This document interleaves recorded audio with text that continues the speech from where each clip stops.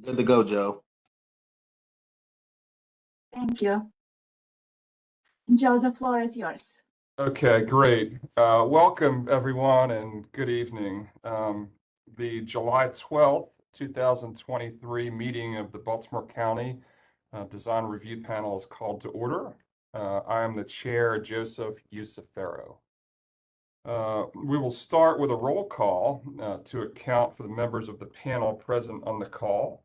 When you hear your name, please say aye. Mr. Khan? Aye. Thank you. Mr. Renaud?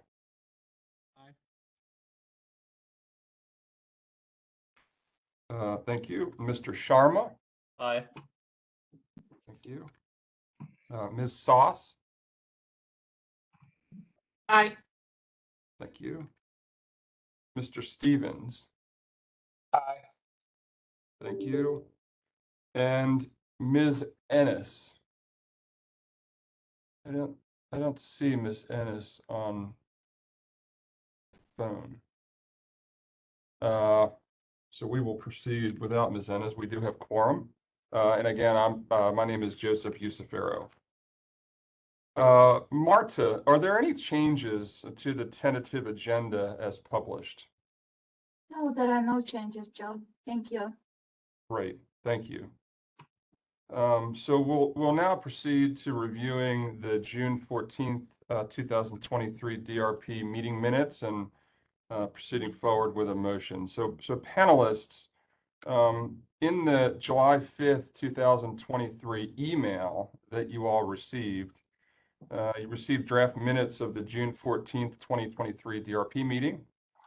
Has everybody had an opportunity to review the draft minutes?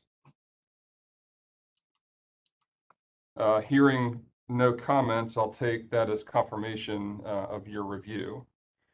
Are there any corrections or additions to the minutes of the June 14th, 2023 DRP meeting? Hearing none, with that, who would like to make a motion to accept the minutes as circulated? Hey, Joe, this is Matt. I'll make a motion to approve the minutes as circulated. Thank you, Matt. And if there's any way that you can get closer to the microphone, that you're quite low. Yep, I'll work on that. Thanks.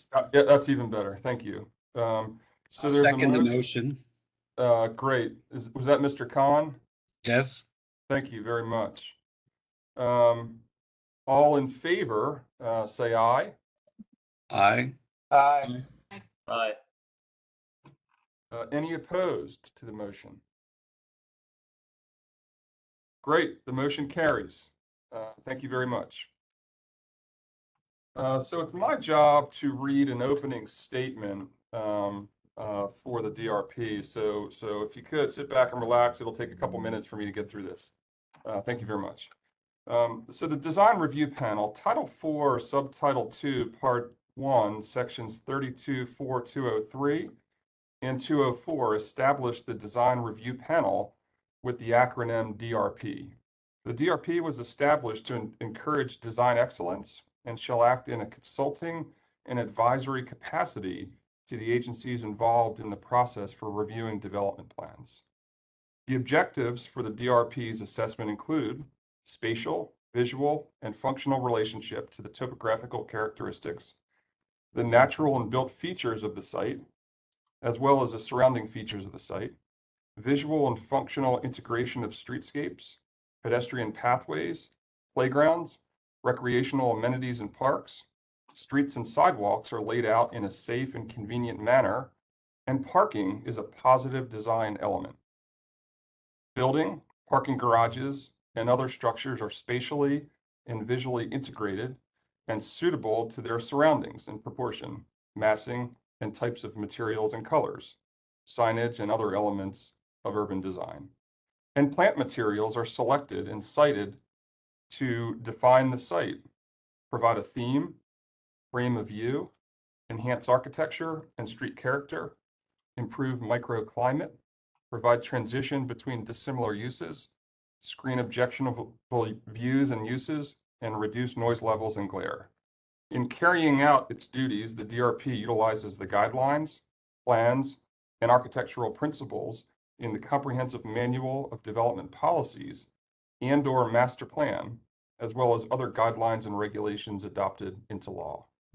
Certain areas of the county were designated by the County Council to require review by the DRP. The panel will provide a technical review of the proposed project. Issues relative to zoning, setback relief, environmental and stormwater management, and traffic regulations do not fall under the purview of the DRP and are regulated through the appropriate agencies responsible for those aspects of the development plan review process. The panel consists of 9 members. All are professionals with practical knowledge in the matters of design.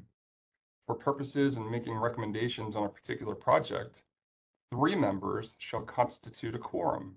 The attendance and comments of each member shall be recorded in the minutes, which shall be an open record and available, along with all documents submitted to the panel for inspection and copying by the public.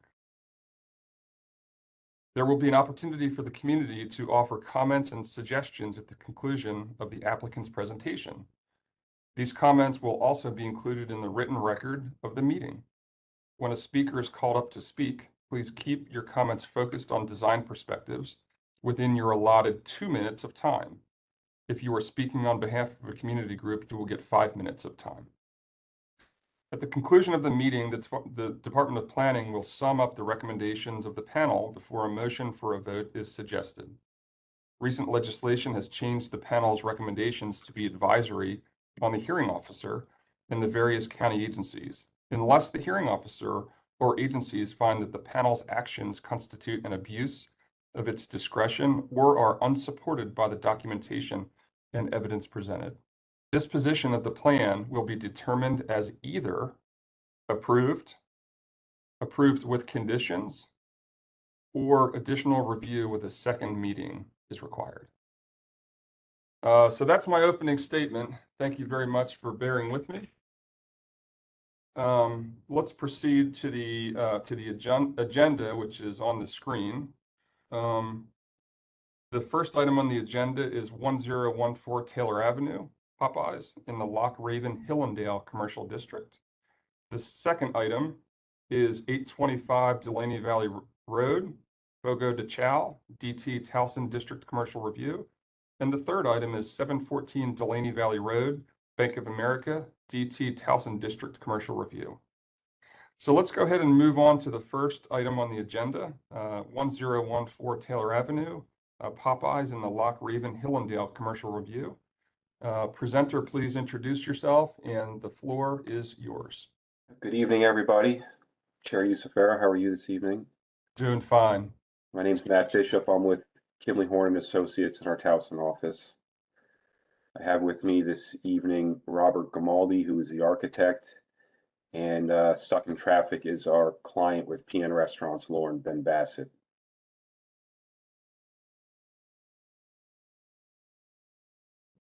Good afternoon. Good evening. So if you're ready, I'll take 5 or 10 minutes and walk you through the presentation. Yes, please. Yep, the floor is yours. Okay, thank you. And Marta, I believe you're controlling the slides for me? Yes, this is correct. Great, thank you. So I'll be brief. I think everybody's probably seen the presentation already. We are proposing a new freestanding Popeyes drive-through restaurant at the Pleasant Plains Shopping Center, which is 1014 Taylor Avenue. It's basically at the intersection of Loch Raven Boulevard and Taylor Avenue in Towson. Marta, could you please advance the slide? Next slide, please. And one more, please. This just gives you a general idea of where we're located at the intersection of Loch Raven Boulevard and Taylor Avenue. It's an existing retail shopping center. There's a freestanding CVS fronting Loch Raven Boulevard, and then there's about 35,000 square feet of inline retail toward the rear of the property. we're surrounded mostly by commercial uses on the north, south, and west, with some residential to the north behind the shopping center and an existing Baltimore County Library to the east. Next, please.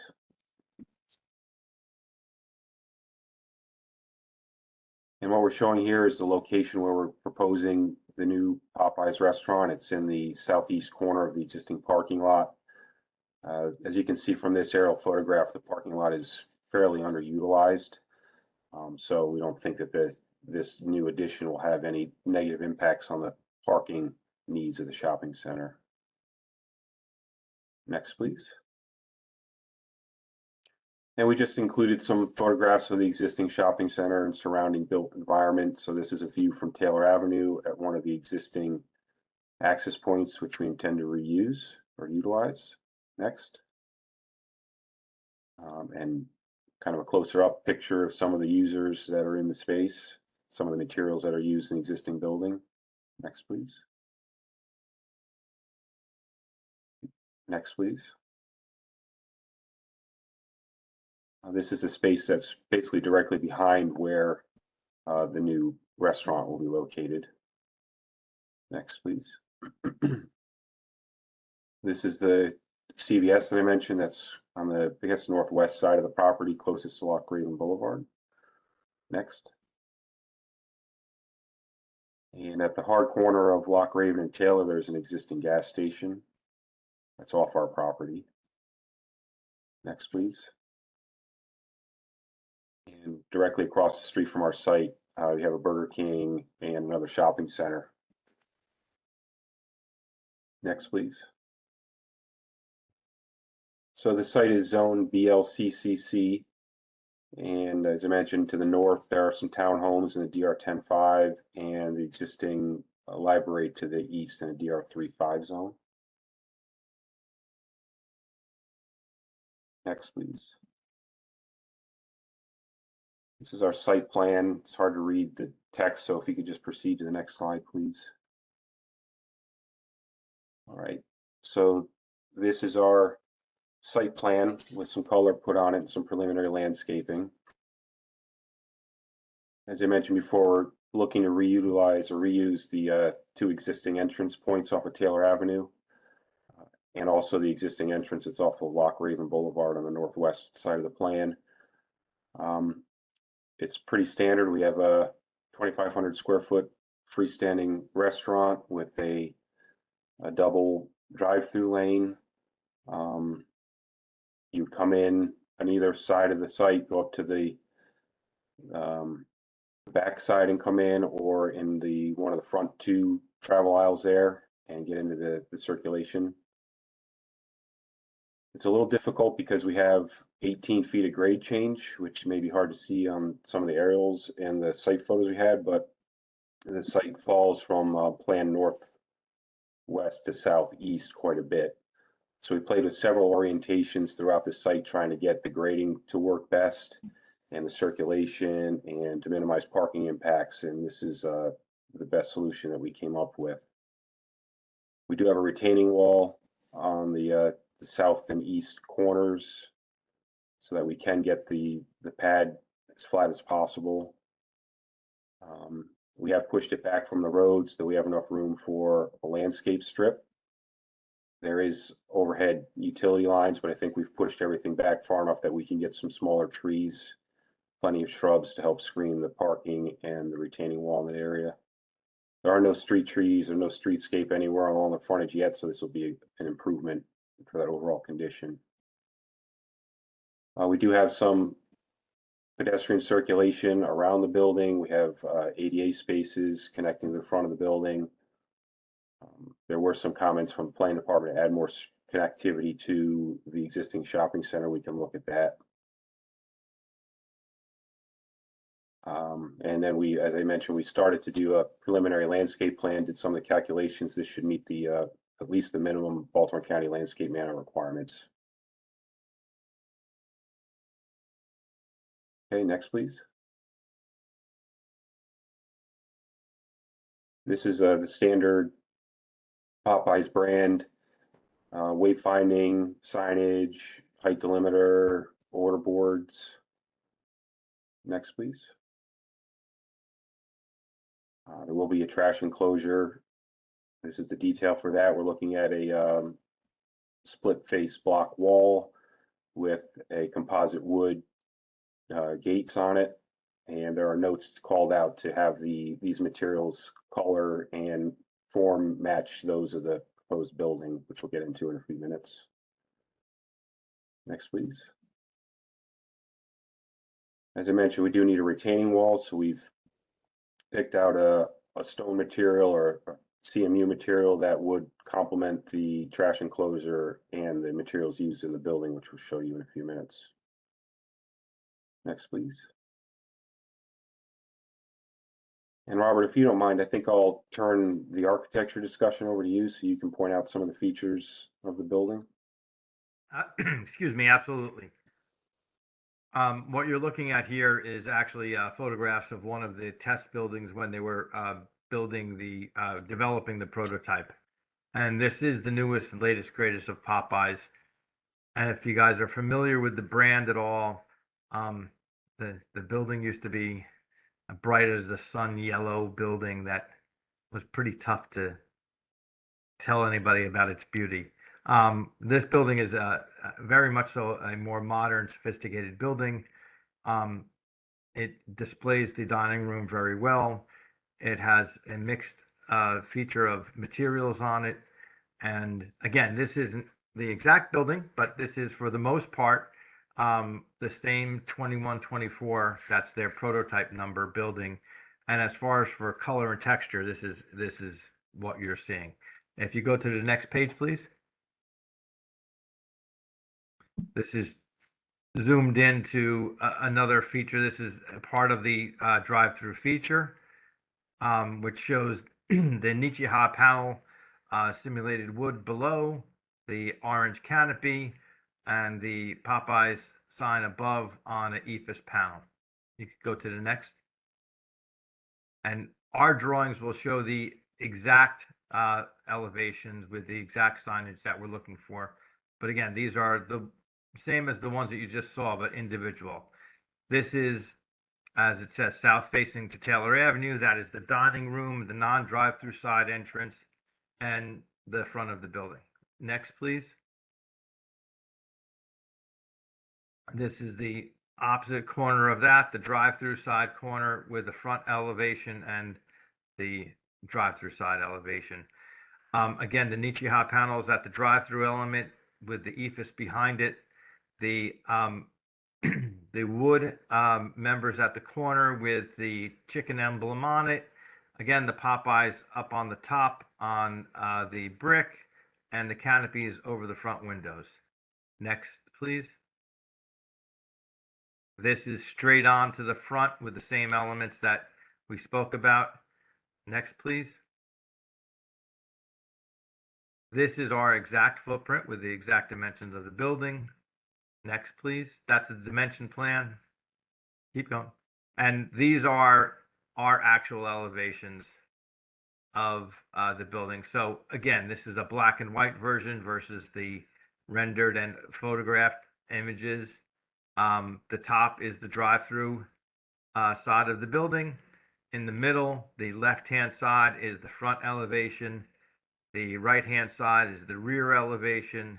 And the bottom is the non-drive-through side, the entrance side. Next, please. The finishes that will be called out that match the building elevations. Next, please. This is the kitchen plan and the equipment plan showing all the layout of the kitchen and the seating in the dining room. Next, please. That's it. If you could go back two pages. And again, so these are the actual elevations proposed. They're not very different from the rendered elevations that were in the pictures at the beginning of the architectural portion. So for color and texture, you could go back up and look at those, but that is exactly what our building would be. And this is a good place to stop right there with those finishes. Those are the wood members with the chicken cutout.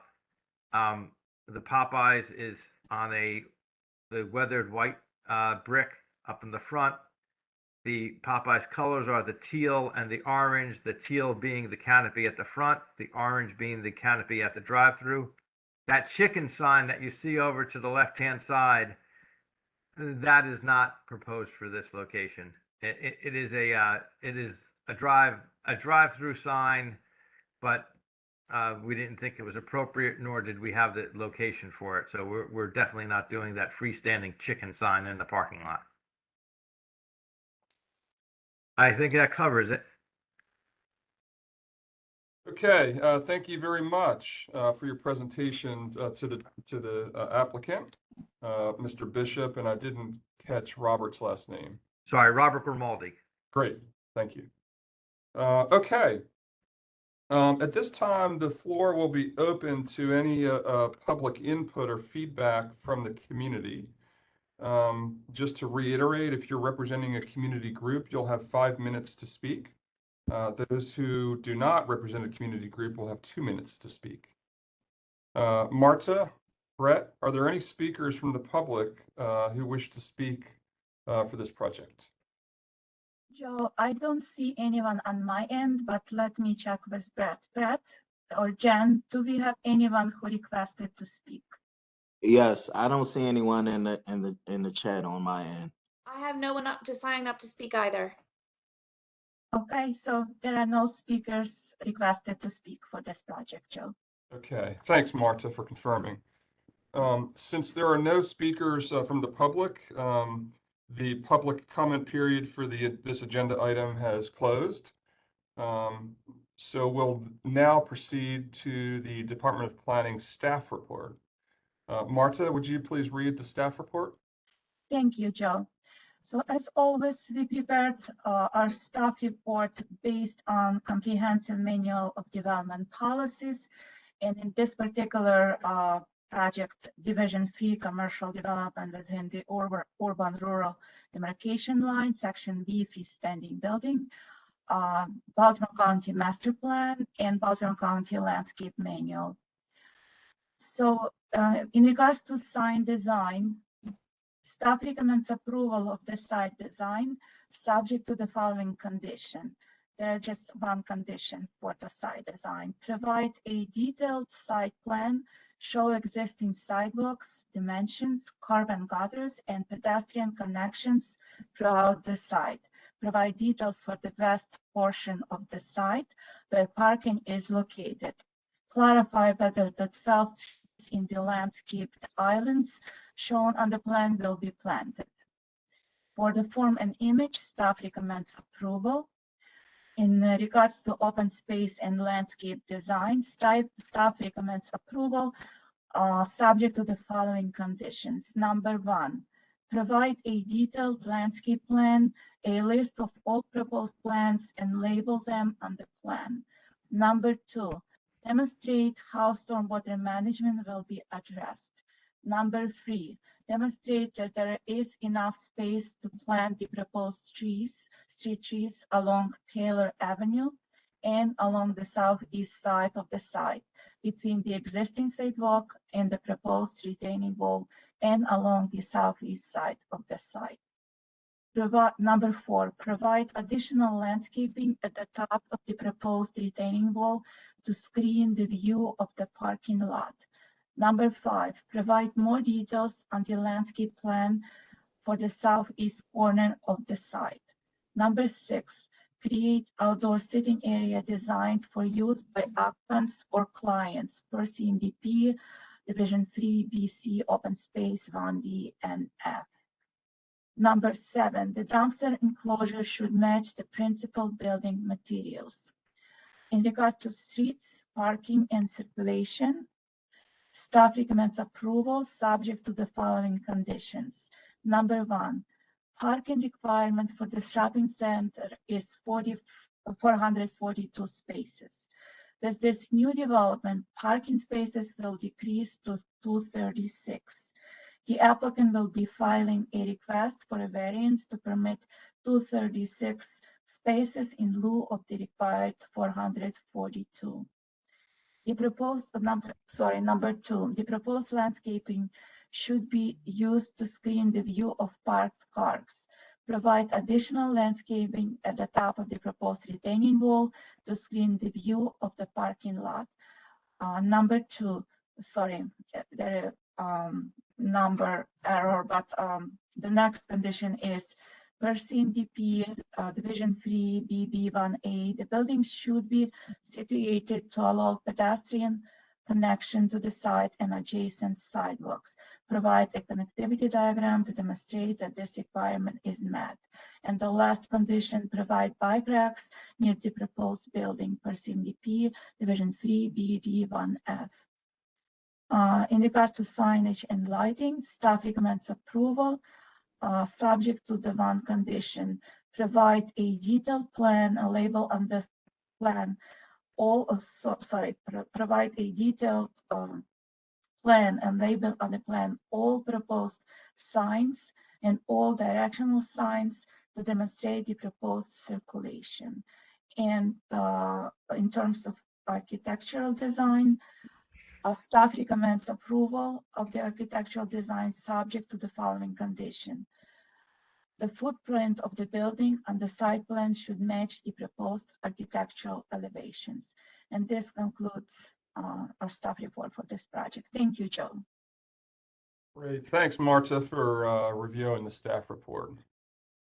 Okay, now it's time to move on to the panel members for any comments or discussion that they may have. So I'm going to go around the virtual room and start with Mr. Stevens. Okay. How are you? We can hear you, Mr. Stevens. Thank you. Okay. I guess I'll just start by just agreeing wholeheartedly with the staff report on the open space and the landscape design. All of those are very critical. From my perspective, I would think that also there should be a need so we can really understand and have clarity on a site section, being that you do have an 18-foot drop from Taylor Avenue through a transverse section through that site. So it makes it a lot clearer to us what really is going on there. You know, I kind of foresee also that car stacking, you know, it seems like there's ample enough space there, but it just seems to me that there's going to be a lot of days where that may extend beyond that property into the general parking of the site. But you know, that's just a comment. You know, hopefully others may have other issues with it, but that's my concern. You know, going from the site to the building, you know, just looking at the finishes and the materials, I just need some further clarity on the actual materials. It was not very clear to me on the elevations, the illustrations, and on the black and whites on where the ephes stopped and where there is brick. And where there is brick, it's the thin brick, which I'm not a strong proponent on thin brick on the exterior expression of a building. So if there could be further, you know, there needs to be some type of clarity on that, because I have a particular issue with where the thin brick is and where ephes starts. The other piece on that is if the ephes is hitting the grade, that really should not be happening. The best scenario is to really have that brick come up from the grade at least 4 feet, just for the maintenance of the building. We're in a northern climate, so there will be a lot of snow, a lot of rain, a lot of a circulation on that perimeter. So I would not only be concerned about the materials on that building, also how that canopy is expressed. I would really like to see a detail of that. I mean, it's a very prominent piece, a very prominent element on that building, and I don't really see a detail pertaining to that canopy. Just so I can understand it a lot more. So those are my comments. I mean, I understand that Popeyes has a certain motif and design intent with this the building, and that's fine. I just have as I indicated before, issues with where there is ephes terminating at the grade and the thin brick on the building, which really should be an actual brick veneer as opposed to thin brick. Those are my comments, Joe. Thank you, Mr. Stevens. So I think it would be appropriate to have the applicant step in and respond to some of your comments. So I think what I heard was you'd like some more information about the 18-foot differential on the site in terms of some kind of cross section. So I'd ask Mr. Bishop to respond there. And then I'd also ask the architect to step in and perhaps try to address some of Mr. Stevens' comments. I can start with the site. We'd be happy to provide a cross-section showing how the grades work in relation to the site and the retaining wall and the landscaping. We can provide that. Okay. In reference to your questions and concerns, especially for the materiality and the canopy, are you looking for construction details from, that we should pull from our construction documents so you understand how the building's built in reference to the canopy and the connection points? I would really like to understand that canopy, how it's, basically how it's designed and how it's constructed, whether, and the intent. I mean, I don't know if that's coming out 4 feet or 5 feet. I don't know, if a foot and a half to 2 feet of snow is resting on it. I just like to understand the design intent and how it's integrated with the building. If we can go back to my elevations, the black and white ones, I believe if you could zoom in a little bit to the middle. Well, there you go, right there. Keep going right there.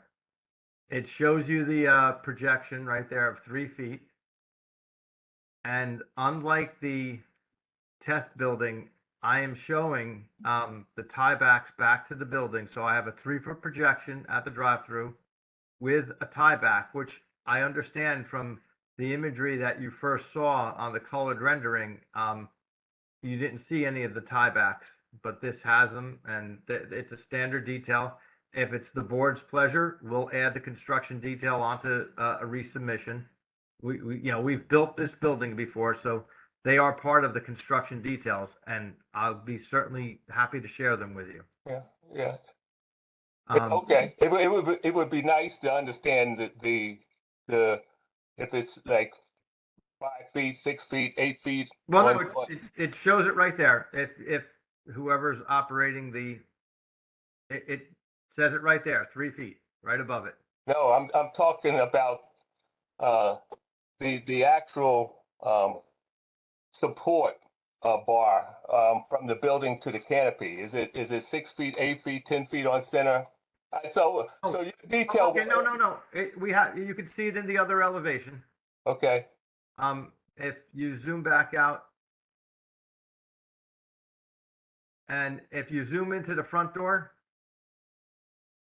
now on the rendered elevation, the canopies were continuous. On this building, the canopy is just, stay right there at the front door, please. If you zoom into the front door a little closer, you'll see the canopy is, the actual projecting canopy is only at the door to cover the door itself. The rest of the metal, the rest of the banding is just a flush band. And again, this is a site, a building that's, developed in the South, and they don't have to worry about that lovely white stuff that comes out of the sky. They do have to worry about wind, but up here, one of the measures that we do take, we just make a continuous teal band going around, but at the front door, we have the canopy, we have a continuous metal teal band, and then again, at the corner, you see the canopy projecting again. Well, that's because the other door is at the other corner. But if you stay with this, so that is a 3-foot door, and we have 2 tiebacks for the 3-foot door. I'd have to actually get the shop drawing to tell you if they're 29 inches apart or 30 inches apart. But for a 3-foot door with an approximately 3'4" canopy, we have 2 tiebacks for that canopy. Okay. I'm just indicating what I see on the west and the south-facing Taylor Avenue drawing, and it indicates the canopy creating an L on that building. Again, are you looking at my drawings or the ones that were there to show the color and texture? The black and white drawings are this site's actual drawings. The first rendered and photographs were of, as I said, the test building. So the actual buildings are the black and white pictures. And if you could pan up a little, presenter, so I could see the drive-through elevation, and zoom into the drive-through area where it says Popeyes, and it shows the 2 up on top there, where it shows the 2 drive-through windows. There you go. Perfect. Thank you. Zoom in a little again. And again, unlike the colored, a little too much, a little more out, so I could get the both drive-through windows. Okay. Unlike the rendered elevation, where it was a full wraparound, again, that was a product that was developed in the South. These 2 drive-through windows have their own individual canopies that are orange, and in between the 2 canopies is an orange band, as the drawing state. These canopies are in the neighborhood of 7 feet long, and again, they have the 2 tiebacks. They're not the continuous canopy that you saw on the rendered and on the pictures. Again, those are for color. It's the branding of what we're doing.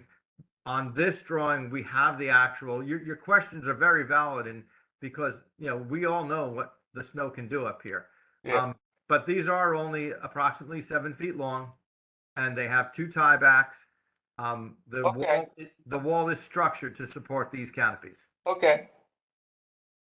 All right, great. Thank you to the architect and Mr. Bishop. The final thing I'll say, just in regards to this and snow load, just remember that the county reviews for and would have to issue a building permit. Absolutely. And they have a building department that reviews for all the detailed information, including snow load. Okay, so let's move on to Ms. Sauce.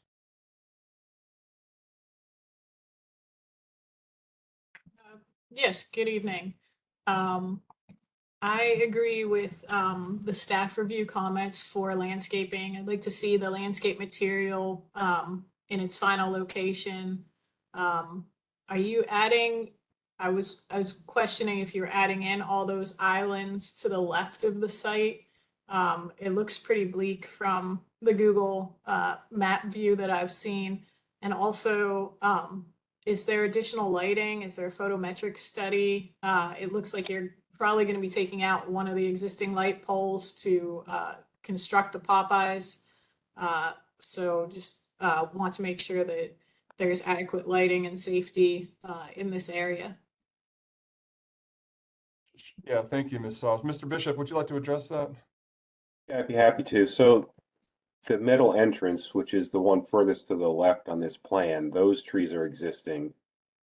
And those islands are existing, and I just highlighted those for the rendering, but we don't really have an intention of replacing them. They seem to be in good condition. The two islands closest to the Popeyes there, thank you, those are new. So those will be new islands with new plantings in them. For site lighting, we are proposing just to leave all the existing site lighting that's out there, but we will have to relocate one pole. And I believe on one of our exhibits here, we showed where that is, but we're going to have to move it kind of to the northeast corner of our Popeye site. And we will have to lighting and photometric plan that the county landscape architect will have to review and make sure it complies with any glare and foot candle requirements.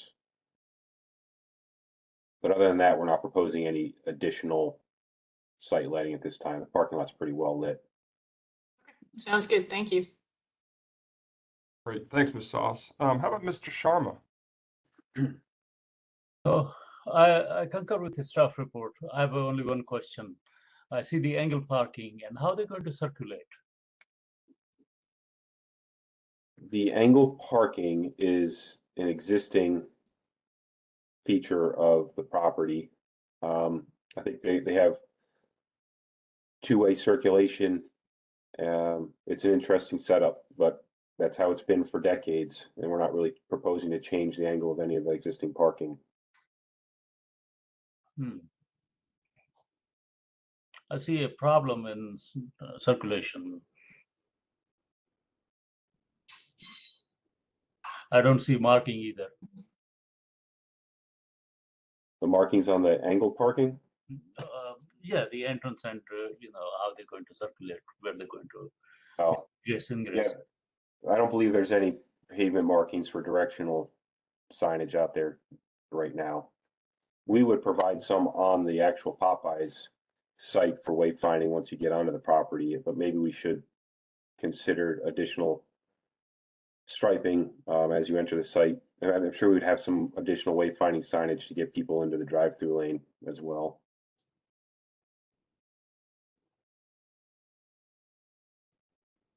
Okay, Mr. Sharma, does that conclude your comments? Yes, it does. Great, thank you. How about Mr. Renaud? Hey, Joe, can you hear me? We can hear you fine, sure. Thank you. I got a few comments. I agree with the staff report as well. Several of the other panelists hit some of my items. I do think a big one is the connectivity of this building to Taylor Avenue and to the existing retail center. It's in the staff report, but I do think we need to see that. Right now, the Popeyes is just floating out in the parking lot. There's really no way to get to it unless you're walking through the parking lot. So I would like to see that on the site plan and understand how that's going to work, especially with the grading. For the site retaining wall, Mr. Stevens noted it as well. Understanding that site section, I think, is going to be really important. I think the southeast corner, there might be an opportunity to bevel that corner or round that off, similar to the northeast corner that's shown here. That might just soften that edge a little bit and allow us to put a little bit more landscaping down at sidewalk level. So I think that's something that could be explored. I too had questions about the vehicular circulation. It seems like everything is staggered to get in and out of the Popeyes and the parking. So I would encourage the applicant to be looking at that, especially if a service truck or garbage truck came through there and making that maneuver, and users are exiting Popeyes on that southern entrance. I agree with some of the architectural comments. I do think that, having the EFIS come down to the ground is going to be problematic. So appreciate those comments as well. At the entry off of Taylor, if those 8 trees aren't new, it does seem like something could be done right at the entrance coming into the site. Maybe we could lose a couple extra parking spots to place some trees there. Again, it feels like the Popeyes is very isolated on the site and disconnected even from that main entrance point there. I would assume most users are going to be coming in there. It seems like a simple way to anchor the Popeyes on the site. The site signage, it's hard to tell where that is on the plan. It would be helpful to have that on the final landscape plan to understand, is there a monument sign or any other elements? And then finally, I think back to Mr. Stevens was mentioning about the canopy. I think what worked really well with those 3-dimensional renderings, and I understand that that's a prototype, but I think what made that building special and kind of held that the site was that wraparound trellis and that architectural feature. And I think without it, I think we're ending up with a fairly standard element sitting out here in the parking lot. I would strongly encourage incorporating that back into the site to create that sense of place for a use that's really just located out here in the parking lot. So those are my comments, Joe. Thank you, Mr. Renaud. Does either the architect or the engineer want to respond to any of those? I think they were just comments to look at on the modification of the plan. I mean, I think the comment about the softening the corner of the retaining wall is a good one. We can easily look at that. We can take a look at potentially doing additional plantings at the entrance, although we're already pushing the limits on our parking, but we can definitely explore that. And we have run, I know, I understand the concern about the circulation getting into the site for larger vehicles, but we've run truck turn and vehicle turn simulations on the site, and we believe that everything should still work, function properly, but we can take a closer look at that.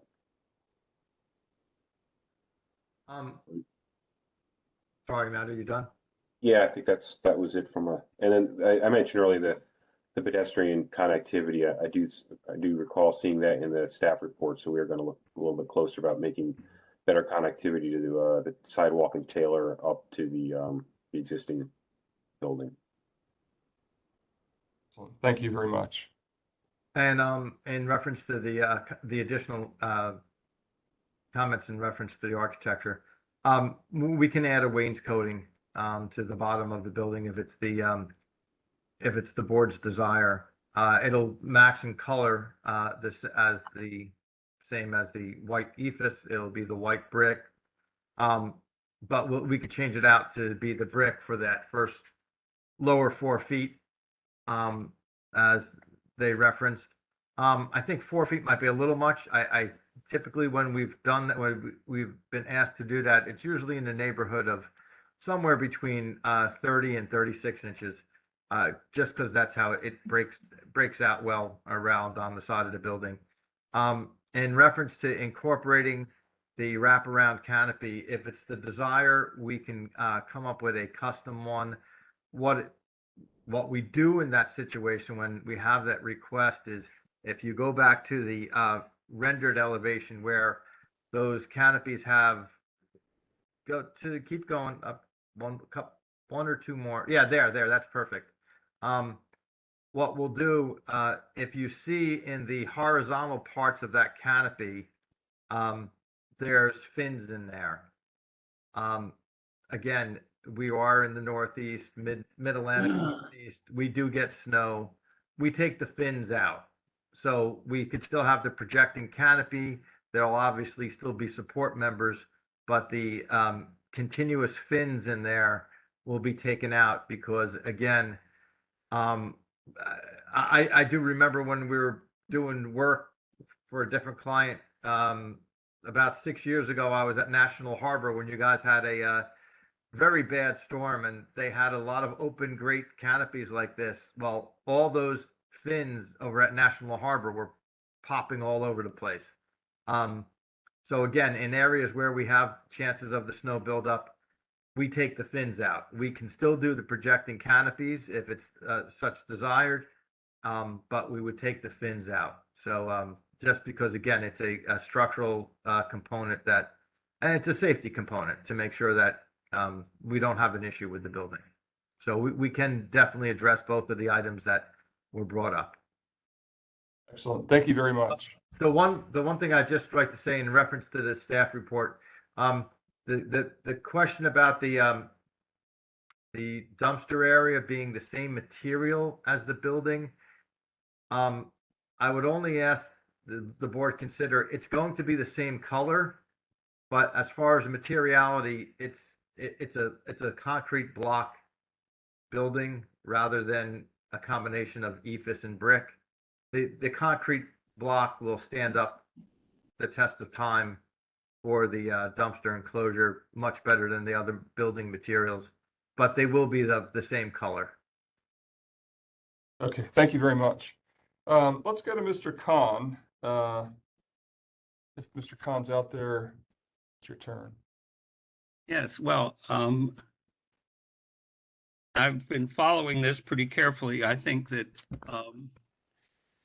I agree with the staff report, as we've all said, and there's really not much more to add. I think that the discussion back and forth is consistent with some of my concerns. I'd say the one thing on the site only that I would add is with that, what is the height of that retaining wall along Taylor Avenue?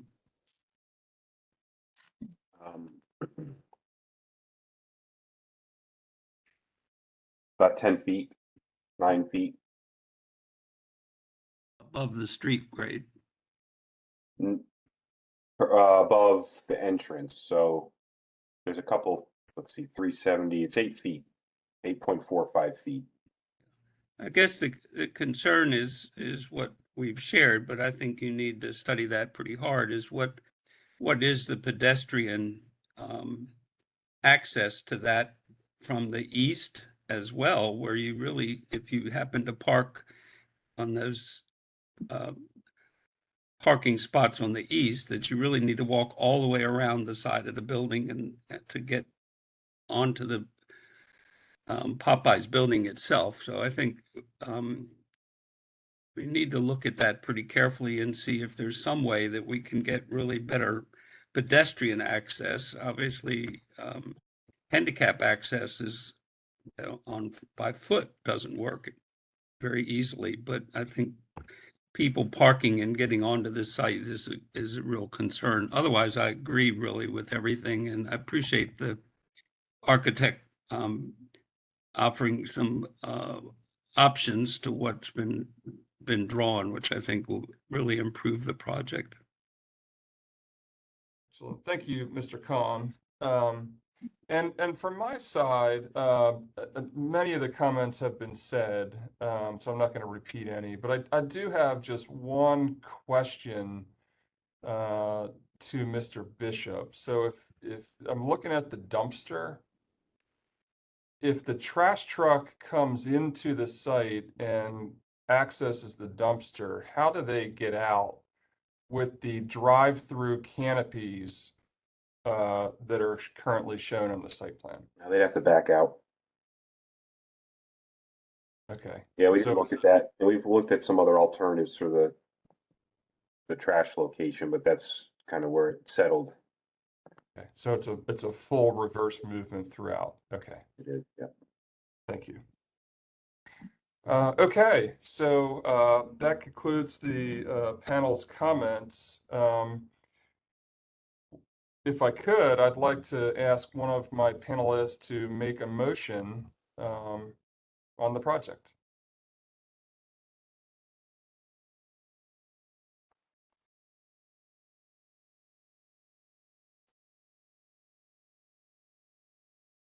Hey, Joe, this is Matt. I would probably like to make a motion that the applicant comes back and answer some of the questions from the staff report and some of the items that have been identified by the panel, so we could see that in more detail and clarity before being able to give an approval. That's really I think the consensus that I've heard through the panel discussion thus far. You gave me a nicely worded third option. Can you remind me what the third option was? The third option, 1 minute, is an additional review with a second meeting, second public meeting.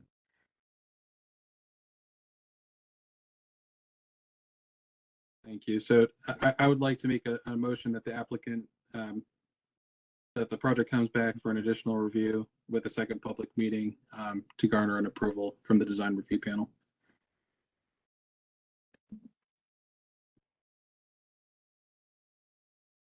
Do you have, in the motion, do you want to specify conditions of the staff report? Do you want to specify any of the comments that you've heard tonight? Yeah, I can. So the conditions for the applicant to address when they come back to the panel will be to incorporate comments from the staff report. Architectural comments would include updating the package to include the canopy at the corner, updating the elevations to include the base of brick. I would encourage them to review that. If it's thin brick, I'm not sure how applicable that's going to be at the base. I'll let one of our architects comment on that. We would like to see the improved site circulation, especially for pedestrians and connections. We would like to see more detail on the site grading, especially site sections showing how the restaurant sits on the parcel and the relationships of the building, the site walls, and Taylor Avenue. If possible, we would like to see improved landscape at the entrance along Taylor Avenue and the rounded retaining wall at the southeast corner. And I think it would be important to show the truck movements through the site, just to understand how that will work, so we can review that in more detail. Okay, I can add to that, and that's pertaining to the thin brick and the ephes terminating at the grade. I would say let's keep the 48 inches and not the 30 or 34 or 36 inches that was indicated. That the 48 inches would really be a good termination of incorporating the veneer brick and terminating a nice wraparound around the building, and not having the ephes and the thin brick hit the grade. All right, so my question is to the Department of Planning, is that motion that's on the floor accurate enough for you?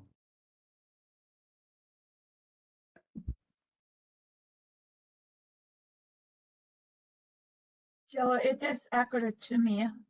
All right, thank you, Marta. So there's a motion on the floor to have the applicant come back for a second public meeting while addressing the conditions. Do I have a second? I second. Thank you, Mr. Stevens. You're welcome. All in favor of the motion? Aye. Aye. Aye. And I as well. So any opposed to the motion? Okay, the motion carries. Thank you very much. Thank you. Thank you for your time. Okay, so let's proceed to item number 2, which is 825 Delaney Valley Road, the Fogo de Chao in the DT Towson District Commercial Review. If the presenter would please introduce themselves, and the floor is yours.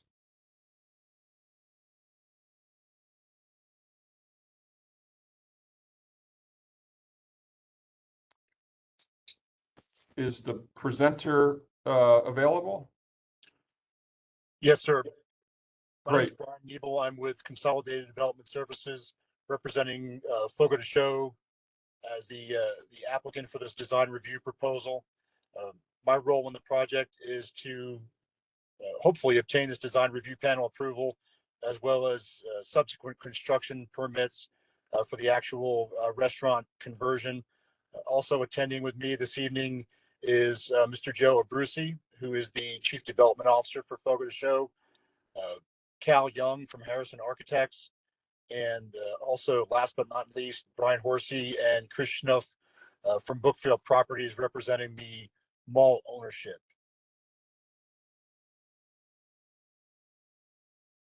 So I think as you'll see in the presentation, the proposal is to convert an existing P.F. Chang's restaurant to a Fogo de Chaux Brazilian steakhouse. For all those who aren't familiar with Fogo de Chaux's concept, it is a high-end fine dining establishment. They will be offering interior and outdoor dining, full bar, valet service for the patrons. And as in order to fully explain the design concept and walk the panelists through the architectural elements that are proposed, I'd like to have Cal Young from Harrison take the lead on that.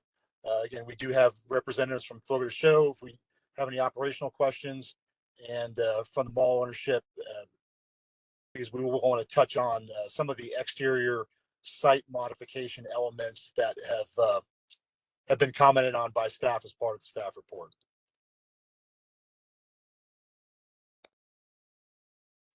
So again, Cal, I'd like to have you, you're most qualified to walk the panelists through the overall concept. Yeah, thank you. As you move forward through the deck and progress through the pages on the proposed planning, I think it's page 10.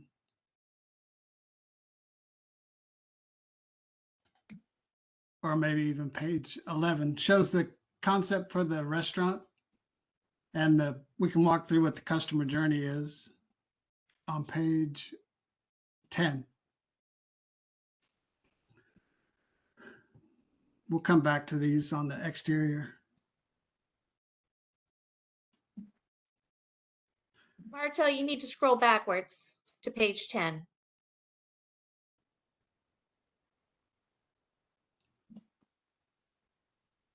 It doesn't look like your pages are in the same order. Sorry. If you could go back up again just to the floor plan. Apologize for the delay. Right here.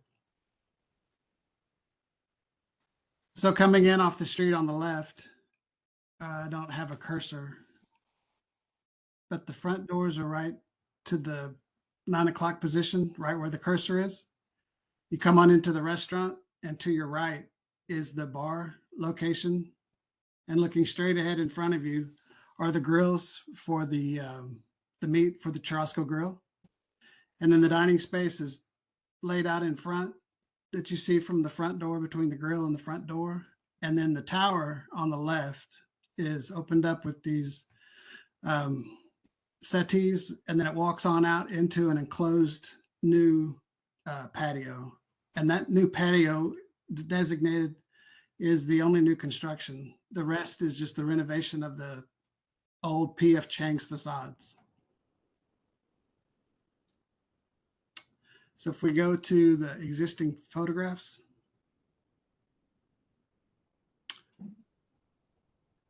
and I think there's one page right here. This is the exterior corner that shows the P.F. Chang's, and the scope of work we believe is from the cream colored brick down. And then it's a exercise in the conversion of the P.F. Chang's condition to become a Fogo de Chaux. Our proposal, if you'll scroll down to one of the new elevations.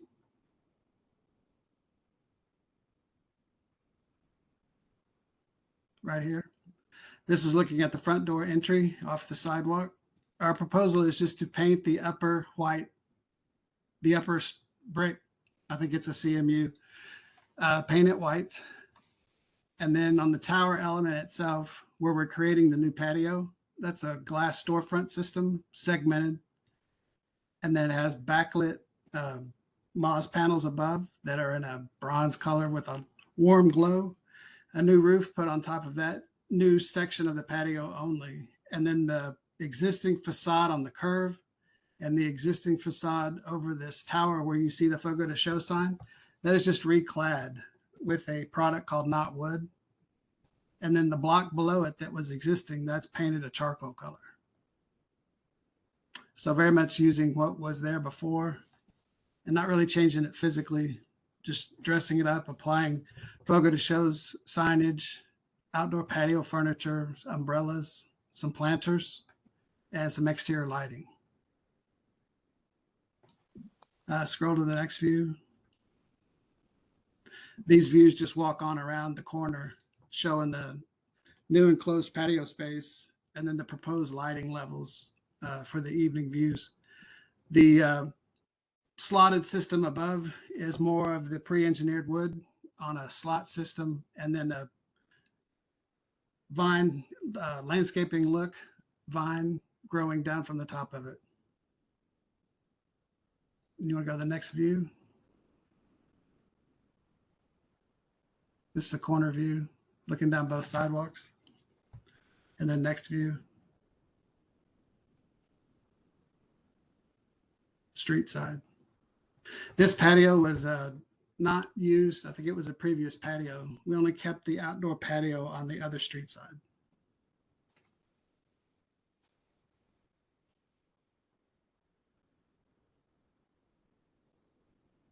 And I think that's the last view. Showing new planters, the sconces, the backlit panels, the painted siding, the chart, what do you call it? CMU siding, painted charcoal, and the upper painted white. Proposed exterior materials include the paints, the two paint colors, the knotwood siding, the metal panels, and the exterior lighting, planters, and rails.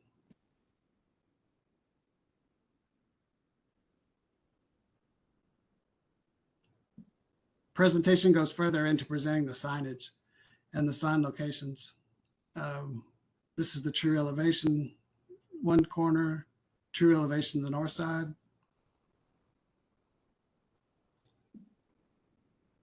Finishes, look and feel proposed for the interior.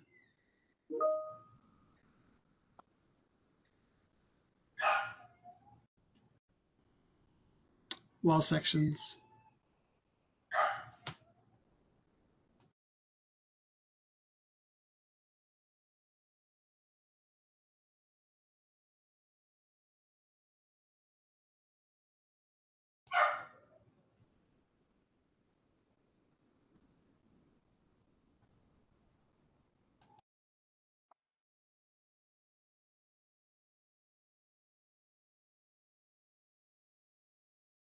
Sorry, I'm on mute. This is the proposed sign package. And it shows the size, layouts, and type of lighting that'll be placed within the sign package on the building, proposed for the building. Brian, what'd you have in mind next for the presentation? If you could describe for everyone, Cal, the thought process behind the new outdoor dining area, particularly the increased amount of glazing, some of the features as far as improving not only the transparency of the restaurant overall, but really improving the connectivity, I think, between the restaurant patrons and the pedestrians. It'd be a much more open concept than what was previously there for the PF Chang's. It'll create a much more probably lively street feel, and again, a connection between the restaurant and the pedestrians that's not currently or previously there. I think it's important to kind of emphasize that. Yeah, I think you did a great job. This current line right here was the exterior patio for the PF Chang's, and we're using that line limit and taking that space and enclosing it with the storefront system, like a black warehouse, old warehouse system with the black steel sash. And then this backlit lighting panel that's sort of the branded pattern. And it's in a warm 2700 Kelvin light glow. And it should be a nice lantern for the corner. And the siding that goes on the existing curve of the tower that's on there with the FOGO sign. And then the plantings above, and the faux plantings that are above on the wood slat tower. Again, the FOGO to show finishes are from that black shadow line down, starting with the white painted existing block, and then the new siding, and then the black painted charcoal block. So in addition to the elements that Cal just explained, you'll see that in order to expand the facade to allow for the glass enclosed dining area, there are modifications needed to the existing ground level planters. And that's one of the items that staff had some recommendation on as far as conditional approval that we'd like to talk about. Again, that's one of the reasons why we have representatives from the mall ownership and representatives from FOGO to show kind of better understand staff's intent on imposing those recommended conditions and some of the questions or concerns that FOGO to show might have in terms of complying with those.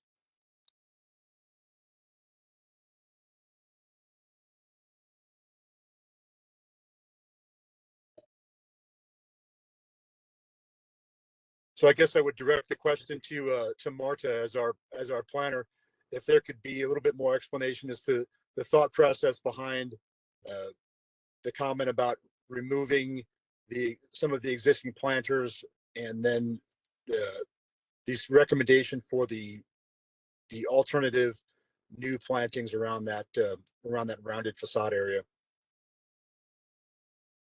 Yeah, so I'll jump in as chair and say, does that conclude your presentation? And from there, if it does, we'll then proceed to public comment and then the staff report. That's the extent of the comments and my portion of the presentation. Before we close, I just want to give Mr. Joe Abruzzi from FOGO to show the opportunity to add anything that he might feel is pertinent.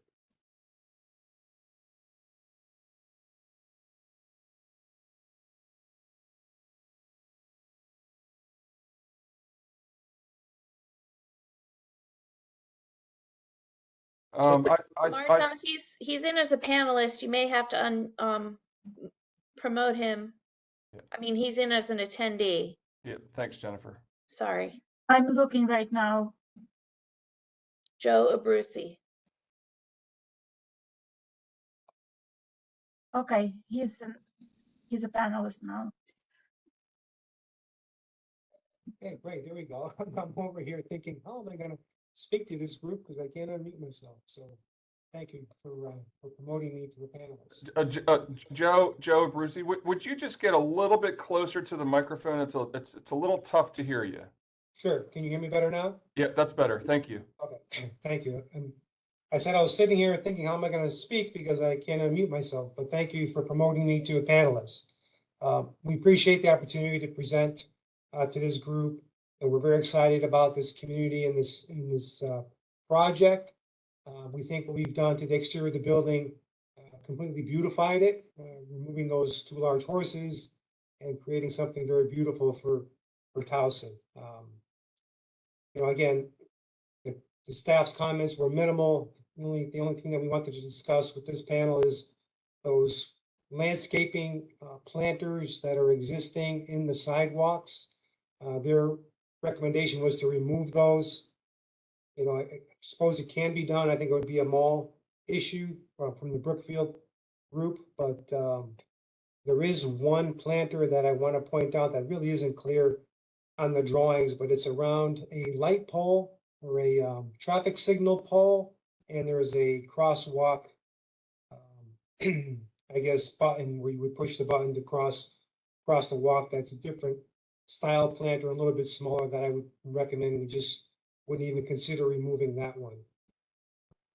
But anyway, this, my only comments, look, I'm again excited to be part of this community and hear your comments. So that's all I have to say, and here answer any questions that you might have about Fogo.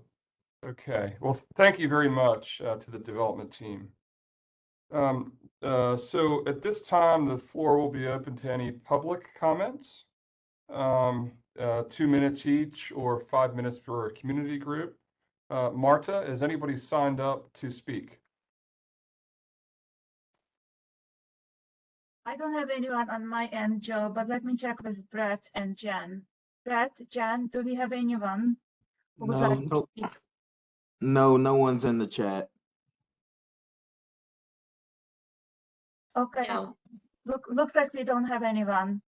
Okay, thank you very much for confirming. So since there's no speakers from the public that are signed up, this closes the public comment period. At this point, let's proceed forward to the staff report. Marta, would you please read the Department of Planning staff report? Yes, thank you, Joe. So we prepared the staff report, planning department prepared the staff report based on the downtown Towson overlay district guidelines. And based on the Baltimore County zoning code regulation section 32-4-2 of VA2V and section 32-4-204F. And this code requires that any development in the Towson district be reviewed by the Baltimore County Design Review Panel. So I will start with environmental sustainability. Staff recommendations is to approve of environmental sustainability. Block configuration, staff recommends approval of the proposed block configuration site design. Parking, this section is not applicable to this proposal since it is part of the Towson Town Center, which has its own garages.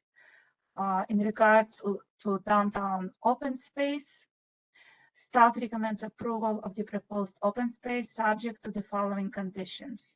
Number 1, provide a more detailed and accurate site plan for the outdoor area and sidewalk.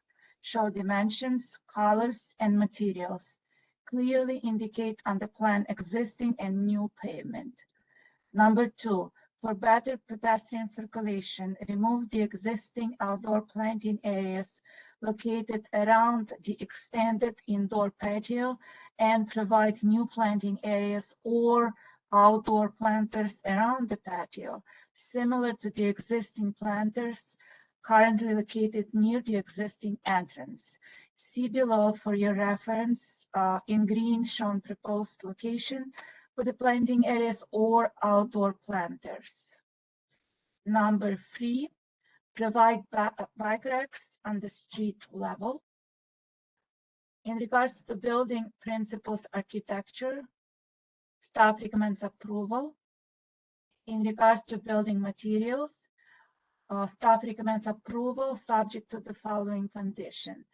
Provide details for the type of glass to be used for the proposed indoor patio.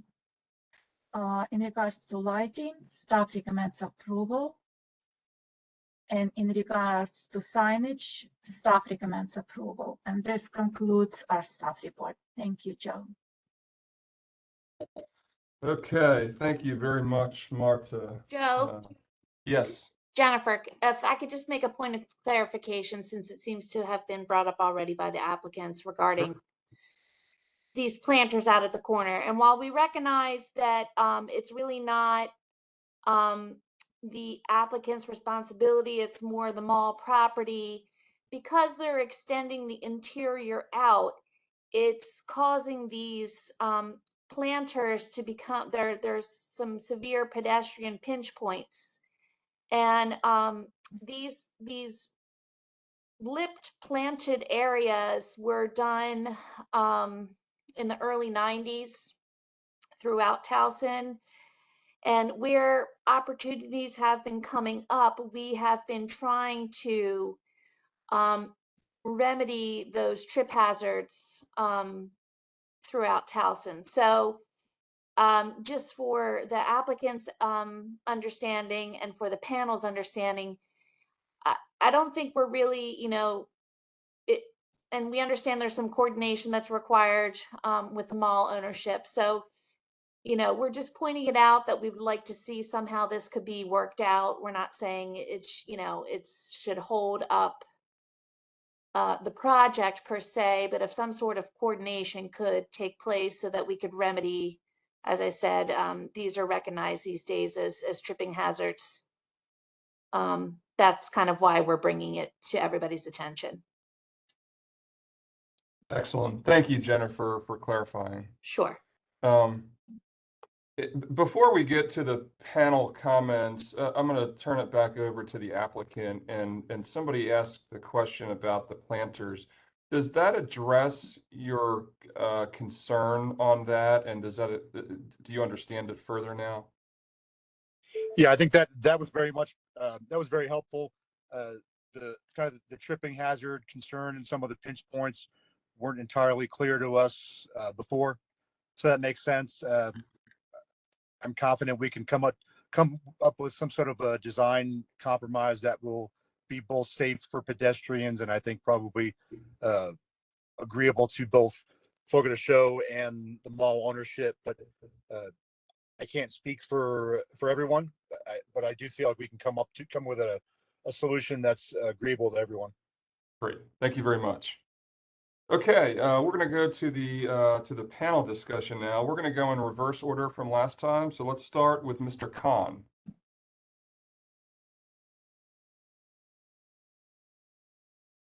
Here we go. So thank you.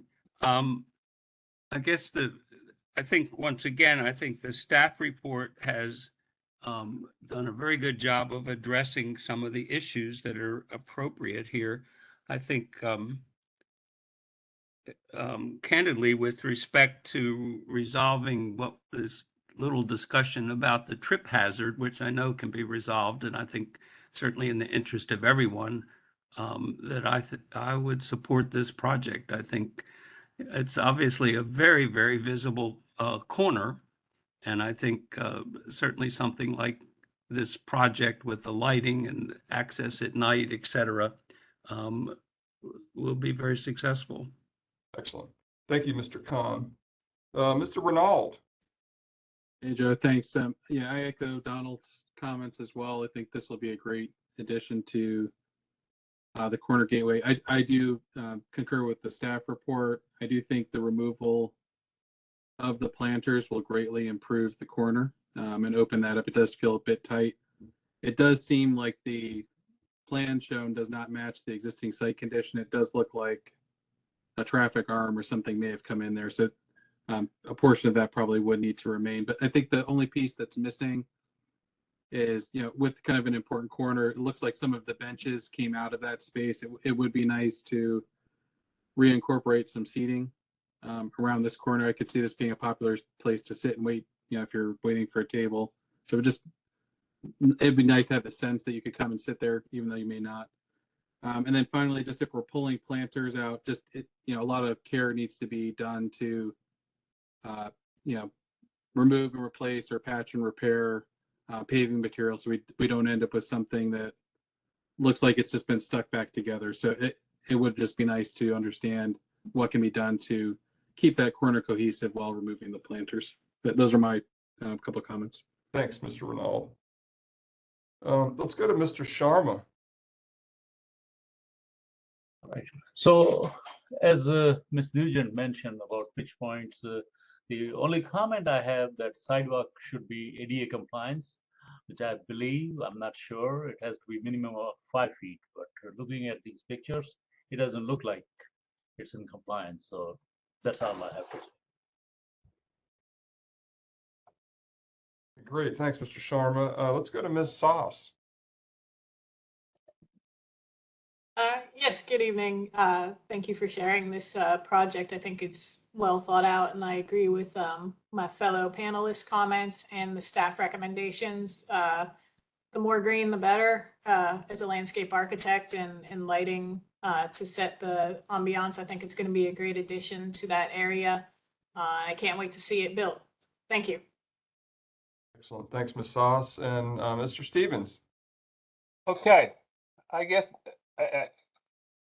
everyone has said what I really feel, and that's basically that's a very nice expansion on such a prominent corner. It's going to work well not only during the day but definitely during evening and nighttime. My only comment I have is on that expansion. Are there any? What's on the roof? Are there any units on that roof? That was, There will be no If the units on that architect roof. or It's Mr. just gonna be a Nebel flat would roof. respond. I'm sorry. So yeah, there will be no units on that roof, so you won't see anything on top of that roof. oh, okay. So that's just basically a roof. Just basically a roof. Yes, sir. That's all I need to hear. I just it was not clear. I wanted to make sure that it was clear. So other than that, as you know, the planner issue has been talked about, and I agree wholeheartedly that it definitely creates some pinch points as far as pedestrian circulation, and that when a design solution is developed, that is developed in that's going to really maintain that design intent that's already there and not become something that's a patchwork random happening, because that again, that's a very prominent corner, and it needs to be the utmost sensitivity when addressing the solution. That's all. But it's definitely I have no other comments. It's done well. Excellent. Thanks, Mr. Stevens. And from my standpoint, last panelist here, I think this is very, very well done, from the materials to the color to the signage. I am currently across the street, and I'm looking out my window to the P.F. Chang's, and this will be an absolutely significant improvement to this main gateway to Towson. So I have no further comments from my side at this point. So I'll open it up to my panel members. Would anybody like to make a motion at this point?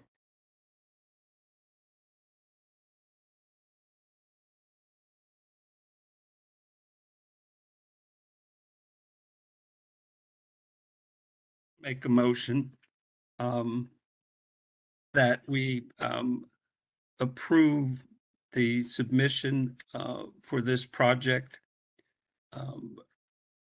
subject to the items that have been raised by the staff report, subject to further clarity and review with the developer and the staff around the planters, and that the detailing of this plaza that be looked at very carefully, as this new addition requires some kind of foundation, and how that impacts the materials that go back in. But assuming that the intent is to replicate the circle that's there and the various banding when it's finished, then I think the staff should review those details as well. But I think overall, I recommend that we approve this project. Thank you very much, Mr. Khan. Department of Planning, is that motion that's on the table clear to document? Yes, it is. Yes, it is clear. Thank you, Joe. Thank you. Okay, so there's a motion on the floor. Do I have a second? Hey, Joe, this is Matt. I can second the motion. Great, thank you, Matt. I'm going to ask for a vote. All in favor, say aye. Aye. Aye as well. Any opposed to the motion? Okay, motion carries. Thank you very much to the applicant and best of luck. Thank you. Have a good evening. Okay, so at this time, as the chair, I will need to recuse myself from this public meeting for the agenda item number 3 due to my affiliation with the development team. So with this, Mr. Matt Renaud will fill in as acting chair in my absence, and I will mute and turn my camera off. Thank you. Thanks, Joe. Good evening. My name is Matt Renaud. I'll be filling in for Joe for the third and final agenda item for today. That will be item number 3 on our agenda, which is 714 Delaney Valley Road, Bank of America, DT Townsend District Commercial Review. At this time, I'll ask the presenters to introduce yourselves. The floor is yours. Good evening, everyone. My name is Chrissy Bauer with Fuller Engineering. It's my pleasure to present the proposed redevelopment for the Bank of America project located at 714 Delaney Valley Road.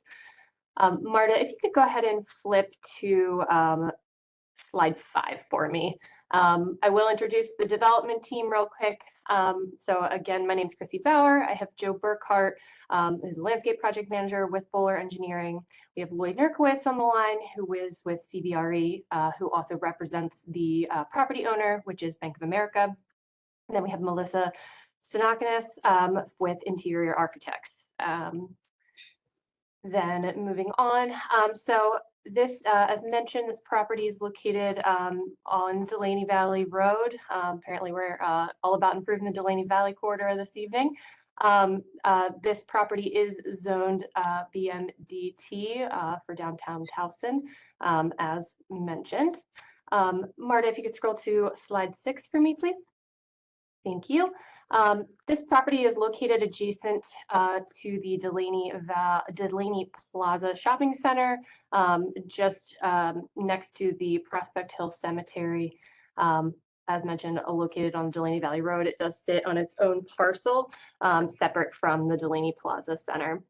Both of the adjacent property owners were part of the initial discussions when we were planning this redevelopment, and they did both provide letters of support for the project, which hopefully were passed along to the development or to the design panel.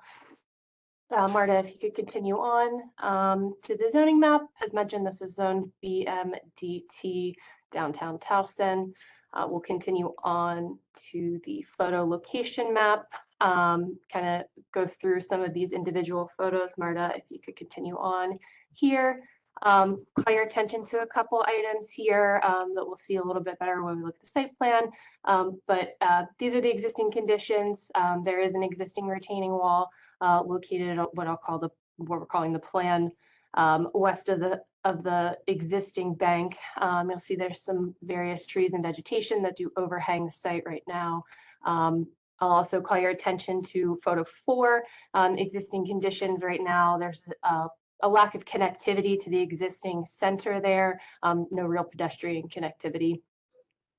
Moving on to the next page, Marta, for me. Again, call your attention to picture 5. That lack of connectivity, there's no real sidewalk that continues on into the center. Photo 6, again, you can see some of that vegetation. And I think this photo gives a good preview of the slope, one where those existing trees are. There's a pretty significant slope of about 1 to 1.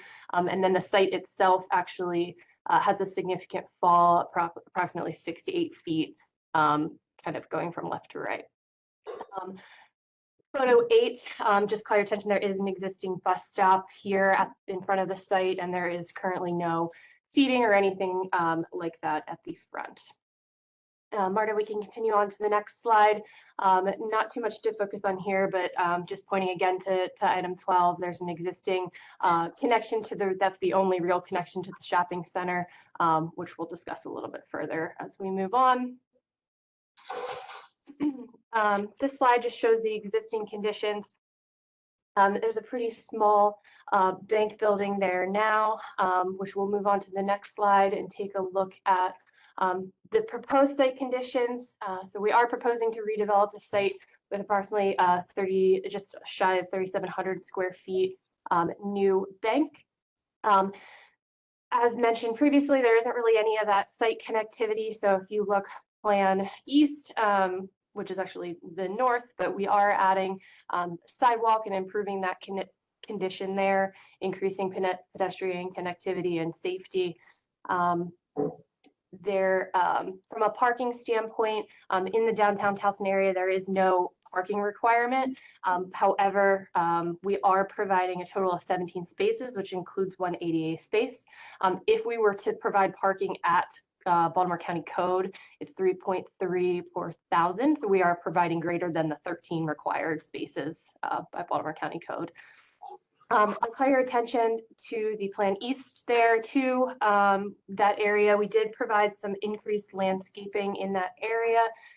That was following some meetings that we met with the Department of Planning and with Jim Herman of DPR to discuss landscaping. I made some adjustments based on their suggestions. I think we can go ahead and move on from there. Here's our overall landscape plan. Plantings will all be in accordance with Baltimore County landscape manual requirements. So I don't think we need to focus too much there. And then we can go on and talk through some of the renderings. Keep scrolling there.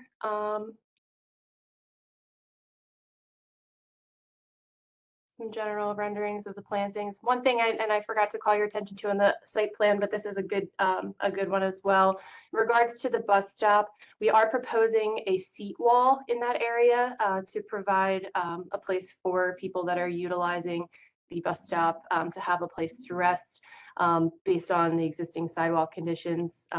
It's a 5-foot sidewalk from the tree pit to that wall, and about 8 foot from the curb to that seat wall. Thank you, Marta. And then scrolling on, we have some precedent images, general for what we're trying to accomplish here. We can continue to scroll there. We are providing bicycle parking. So this just highlights that connectivity there. Continue scrolling for me, Marta. There's some precedent images just from landscaping perspective, the EDA and the bike rack, as well as the seat wall, just to kind of give a visual of what we're hoping to accomplish there. The one piece is that we did not discuss on the site plan is the existing retaining wall.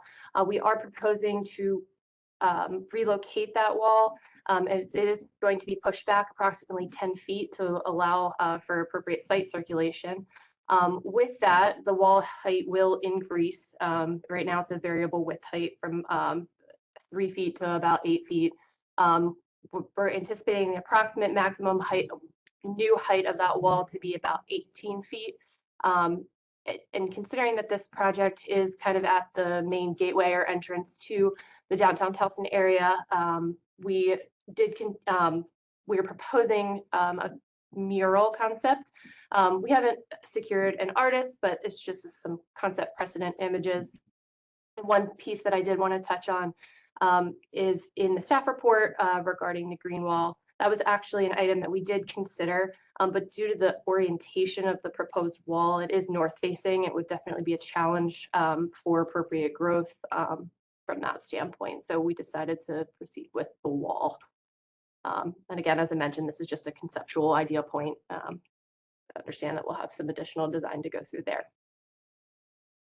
Marta, if you could continue on for me. And then at this time, I'd like to kind of pass off the virtual microphone to Melissa, who will go over our architectural features and materials for the project. Okay. Thank you, Chrissy. Marta, you can go to the next slide. So this is a rendering view showing the northwest corner of the building, as well as the main entry tower. To align with the DRP guidelines, our goal was to emphasize this main entrance through the use of a heightened entry tower and vertical paneling. You can also see some taller glazing that's shown on the north facade, and that emphasizes the large open waiting area that's on the interior of the space. You'll also notice as we go around to the other facades, we've used kind of a variation in fenestration patterns to differentiate the private office spaces from this more open public waiting area. The use of canopies that you can see here also kind of helps to further ground the building and reduce that perceived massing and promote a pedestrian scale. Our goal was to use kind of durable, high quality materials that did complement the adjacent center facades. We're primarily using whites, grays, and browns, which we did review with Taubman Properties and did gain their support of. You can go to the next slide. This view shows the northeast corner, which is on Delaney Valley Road, as well as the center entrance. So you can see on this facade, we have those smaller, more horizontal fenestration openings that are used at the private offices along Delaney Valley Road. This is surrounded by warmer wood look paneling. Then the canopies are clad in a clear anodized metal system. And then we have white satin metal cladding that's used in the parapet above. This view, you can also see that proposed seat wall along the bus stop area. You can go to the next slide. So this is a view of the southeast corner of the building and that exit from our site onto Delaney Valley Road. You can see here we have a charcoal stucco assembly that's used primarily along the rear of the building and that ATM drive-up area. And we did raise the canopy over this drive-through ATM to kind of align with the top parapet cladding, since this is the elevation that we do have a significant grade change. You can go to the next slide. This is the floor plan of our space, which roughly is 3,700 square feet. You can see that main entrance at the northwest corner, and that features a 24-hour vestibule with 2 walk-up ATMs, and then that opens into the main waiting area, and then you can see those private consultation offices that are along Delaney Valley Road. We also have a secondary egress exit to the parking area on the west facade. Go to the next slide.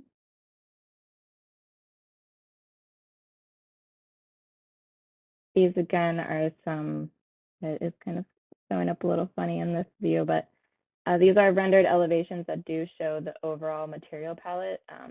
So it is, and using the various fenestration openings and the parapet heights. So for reference, the high main entry tower does have a height of 20 feet above slab, and then the lower parapet for the majority of the building has a height of 17'9" above slab. And then the canopy is 10'6" above slab. You can also kind of see those various grade changes here, mostly along Delaney Valley Road and then that rear facade at the drive-up ATM. We'll go to the next slide. These sections also kind of help to show that significant grade change, particularly between the entrance and the drive-up ATM and that top section. Our roof layout is not finalized yet, but we will be working with our MEP engineers to ensure that all units are fully screened from view. I know we did have that comment from the committee. And then it's also worth noting that all Bank of America buildings are required to meet a LEED silver requirement. And as part of that requirement, we do use a high albedo roofing surface to reduce the heat island effects. Go to the next slide. So these, just some more elevations. These are just black and white, showing a little bit more dimensional information on the paneling system. The next slide. You can go to the next. Yep. So this is proposed lighting throughout the site. So the top left will be the pole lighting that's used in the parking area. Top right will be wall packs, and that will be mounted at the ATM, the rear and main entries for security purposes. And then the bottom linear lighting will be used below the canopy all around the building and at the drive-up ATM. You can go to the next one. So these again are just those building materials we discussed. So we have aluminum glazing, the charcoal stucco, and then 3 different metal cladding finishes of the clear satin anodized finish, white satin finish, and the wood look finish. You can go to the next slide. I think the next package, few slides are our signage, our site signage. So the site plan, you can go to the next slide. So this is our site plan of the various signage. So we will have main building signage, some site wayfinding, and there's currently a pylon sign that's at the bottom northeast corner. So that one will be removed and we'll be relocating that kind of to the southeast corner by the site exit. You can go to the next slide. It's again just showing where the building signage will be located. In the next slide.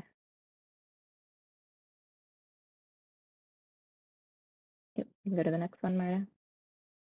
So this is that existing pylon that we will be removing. You can go to the next one. And this is the concept for the new pylon that will be at the northeast corner of the site. And go to the next slide. And then these, you can kind of scroll through the next few. These are showing where the main signage will be located on the north facade. Keep going. The south facade will not have any proposed signage. And then the east, that's facing Delaney Valley Road. Go to the next one. And this is the west facade facing that parking area. Go to the next slide. This is just some details on the main signage, which will be a facelit channel letter. Go to the next slide. Again, similar details for the signage along Delaney Valley Road and the parking area. And go to the next slide. And this is just showing signage at the main entrance, which will have some ADA information, ATM information, and hours information. You can go to the next slide. This is just the signage address, which will be a metal cladding or metal signage. Go to the next slide. Just some non-smoking information at the rear exit by the parking area. The next slide. And then I think the last few are just some ADA sign and some wayfinding throughout the site. You can just go through to the end, and that concludes our presentation. Great, thank you very much. At this time, the floor will open for public input and feedback from the community. If you are representing a community group, you will have 5 minutes to speak. Those who do not represent a community group will have 2 minutes to speak. Marta, are there any speakers that are wishing to speak? I don't have anyone on my end, but Brett, Jen, do we have anyone who requested to speak? No one in the chat, no. Okay. Great, thank you. Since there are no speakers from the public, at this time, the public comment period for this agenda item has ended. Marta, can you go ahead and please read the staff report? Thank you, Matt. So we prepared this staff report based on the Baltimore County Code, Section 32-4-203A2V and Section 32-4-204F, and in compliance with the Downtown Towson Overlay District Design Guidelines. So I'll start with environmental sustainability. At this time, staff cannot recommend approval of environmental sustainability subject to the following conditions. Number one, indicate how the proposed design will comply with LEED and or NGBS standards. Number two, demonstrate how stormwater management will be addressed. Number three, show on the plan all existing trees and trees to be removed. Preservation of existing trees is strongly encouraged. Mature trees with the diameter of breast height of 10 inches or more shall be retained. In regards to block configuration site design, staff recommends approval subject to the following conditions. Number one, provide a connectivity diagram and show pedestrian and vehicle circulation throughout the Bank of America site and from the bank to the Delaney Plaza. There is an existing connection stairs from the bank to the Delaney Plaza. Keep the existing connection or incorporate a new one and show it on the plan. Number two, provide payment details for the two proposed crosswalks. Consider different color payment patterns to distinguish the sidewalk from the crosswalk. Number three, provide enhanced architecture and landscaping for the building facade facing Delaney Valley Road and for the northeast corner of the building. Number four, provide details for the proposed retaining wall, label bottom and top spot elevations, indicate materials and dimensions. Number five, consider a green wall instead of a mural. Number six, coordinate with State Highway Administration regarding installation of the bus shelter, provide location and dimensions of the bus shelter, and label it on the plan. In regards to the mural, staff defers approval of the mural design and or the decision whether it be a mural or a green wall to the design review panel. In regards to parking, staff recommends approval of the proposed parking subject to the following conditions. Number 1, provide parking requirement for the site. Number 2, provide and label on the plan the lighting structures at the rear of the parking lot for safety. In regards to downtown open space, staff recommends approval of the proposed open space subject to the following conditions. Number 1, provide a more detailed site plan, show dimensions, colors, and materials for the sidewalk and the crosswalks. Number 2, provide calculation and show on the plan that the open space requirement is met, 5% of gross acreage of the development site. Number 3, coordinate with State Highway Administration regarding installation of the bus shelter, provide location and dimensions for the bus shelter and label it on the plan. Number 4, provide dimensions for the proposed tree pits and the distance between the placement of the trees to demonstrate that downtown Towson district guidelines requirements are met. In regards to building principles and architecture, staff defers approval of the proposed architecture to the design review panel, subject to the following conditions. Number 1, provide enhanced architecture and landscaping for the building facade facing Dulaney Valley Road and for the northeast corner of the building. Number 2, indicate if there will be any equipment located on the rooftop. If so, it should be fully screened from the street view, and the screening should be expressed and integrated as a part of the building's composition. Number 3, correct drawings on page 27 of the submittal package and provide accurate elevations. In regards to building materials, staff defers approval of the proposed building materials to the design review panel subject to the following condition. Consider use of high quality natural materials instead of the proposed all paneling systems. In regards to lighting, staff recommends approval of the proposed lighting subject to the following conditions. Number 1, indicate if any light fixtures are proposed on the building. If so, provide details and show and label it on the architectural elevation drawings. Number 2, provide and label on the plan the lighting structures at the rear of the parking lot for safety. In regards to signage, staff recommends approval of the proposed signage. And this concludes our staff report. Thank you, Matt. Yeah, thank you, Marta. Appreciate your review. At this time, we'll move to our panel members for discussion. We'll go in reverse order here. Mr. Khan, would you like to go first?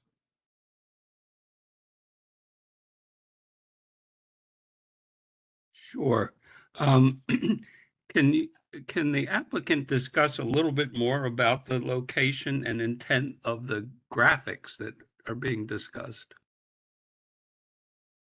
So we have not engaged, if you're referring to the mural. Correct. We have not engaged an artist, so that's still just purely conceptual precedent images. The actual design will have to be completed and then will need to be presented at that time once decided. Where is it being located? Along the large retaining wall. There's, I think, might be a good idea, Marta, if you could go to the existing, actually, you know what, Marta, that'd be perfect. That one right there, yeah. But if you could scroll over okay, to the right on that plan. But there's the retaining wall that's between the cemetery and the existing bank. I got you. Okay. Thanks, Marta. Right, very good. So again, I think the staff has hit on most of the things that I would be concerned about with the project. I think the it's such a busy area, but I think that visually, but I think the concern of the Delaney Valley Road and the difficulty of getting access that would obviously be on the north side of the building, but the Delaney Valley Road side, I think, needs further study to make it a little more appealing, particularly since the Bank of America sign doesn't appear on that corner either.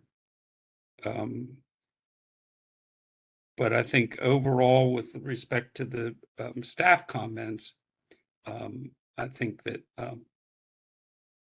I would agree with all of those for further discussion. A lot of those, I'm sorry, right? Okay, there is a sign, but I still think that facade is weak and needs to be looked at as something that can be a little more inviting from the street side, from the ongoing traffic. But I do agree with the staff report in terms of all these other items, which I think are something that could be readily reviewed directly with the staff. Great, thanks, Donald, appreciate it. Let's move on to Mr. Sharma. I don't have any specific comment except that I concur with the staff report. Okay, thank you. Ms. Sauce? Yes, thank you. In reviewing the landscape plan, it looks appropriate. Like some of the material, it's good. There's adequate site lighting. It looks like according to the light locations on the plan. So I have no further comments aside from what my fellow colleagues say in the staff report. Great, thank you. Mr. Stevens?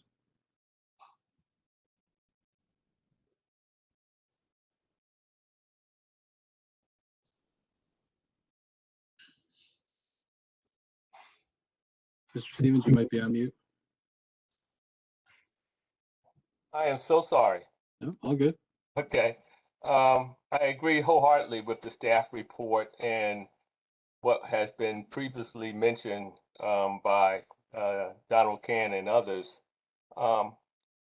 In particular, that retaining wall, with it being 18 feet high, I'm not really sure about the mural, but maybe the artist can come up with something, but maybe you still should think about how you can soften it up with some type of greenery, some type of vegetation that may work, even though it's facing north. I mean, it's worth exploring and trying to do something that's very appealing there. That's all. It's 18 feet is really making a statement on that site. So that's my comment there. And I also have a slight issue with as we go around the facade of this building, the various facades, and I guess I need clarity on where the ephes is where the black and the charcoal gray is. Yeah, so just the charcoal gray, that's the stucco assembly only. Everything, okay, okay. Yeah. The white above is a satin white metal panel. Yeah, I guess I just have a concern about the ephes and Dryvit and stucco hitting the grade, and that we really should consider some type of wainscot, a veneer brick that's going to be the wraparound on that particular facade. So that's my comment there. And as far as the wall that I guess is the seat wall, that's the entire length of that building. Am I right? It is approximately the entire length of the building, yes. I guess it's just the rationale is because it's a design, or can it be something that's less? We could evaluate to see if it would be less. I think the intent is to provide some seating area for the bus, and then as well as we have a significant grade there. So Okay. just to kind of provide separation for the bank as well. Okay. Okay. That's all my comments. Great, thanks, Mr. Stevens. You're welcome. I'll just add a couple of comments. Marta, if you go to the site plan, I think the comment came in that we may be over parked on the site. I don't think a mural is probably the right application here.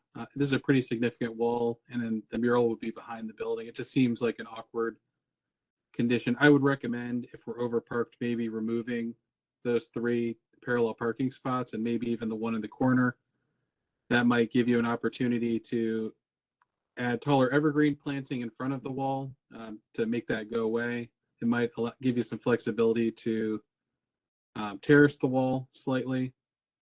Yeah, it's not a great application, but the wall at Towson Station over on York Road, they successfully kind of buffered some of that planting. So to me, it should be a landscape solution. I think a mural is going to have so much prominence there, and it just seems like an awkward location, kind of in the rear of the bank. So I would highly recommend removing those spots and reevaluating that. Just a comment on the seat wall out on the street. I think that's a great addition.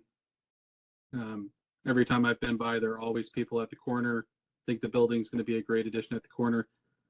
I'm not so sure about the materiality, and maybe the applicant can comment on that. It looks like we're trying to pick up on the streetscape paving, but to me, that should be more of like a white brick or a white material that matches the building and the shopping center beyond. So it's all kind of unified together. Just, it feels a little bit too much related to the street. And then I might encourage you to turn the seat wall back towards the building. It just kind of feels a little bit open there on the corner. Just seems like it might want to finish off. But otherwise, I echo the statements in the staff report. I think that's really well done.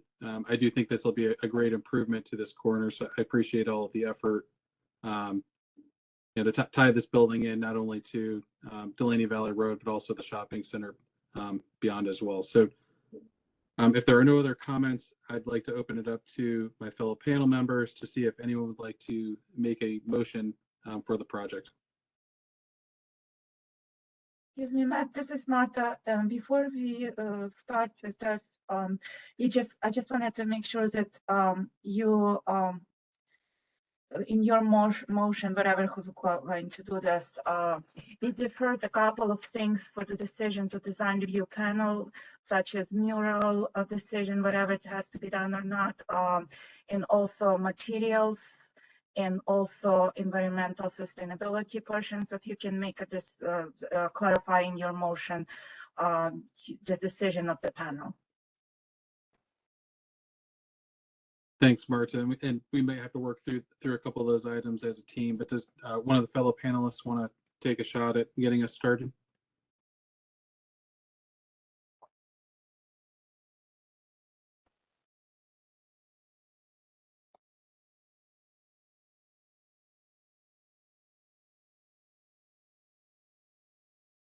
I will start. Thank you, Mr. Stevens. Sure. I guess we're going to make a motion here to I would say not approve and resubmit for DRP review, and in conjunction with the staff report comments, and and our comments, I guess to really start, is to reevaluate the 18-foot wall and and incorporating some additional landscape to try to soften the impact and also other type of vegetation to further enhance that wall.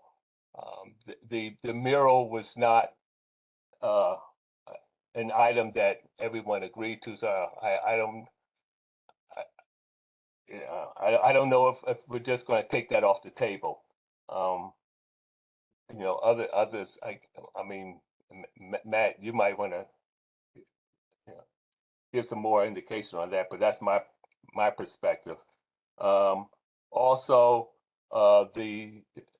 it's obvious that the seat wall is going to maintain and possibly wrap the building a little bit to further enhance. I'm not totally aware of that intersection, so if there's quite the congregation of pedestrian waiting there, then we need to have some place for them to sit. Also, it was mentioned that on the building elevation, the dark brown wood paneling should become more, well, really should accommodate the white metal panel that's on the building to really have something that's a little more, I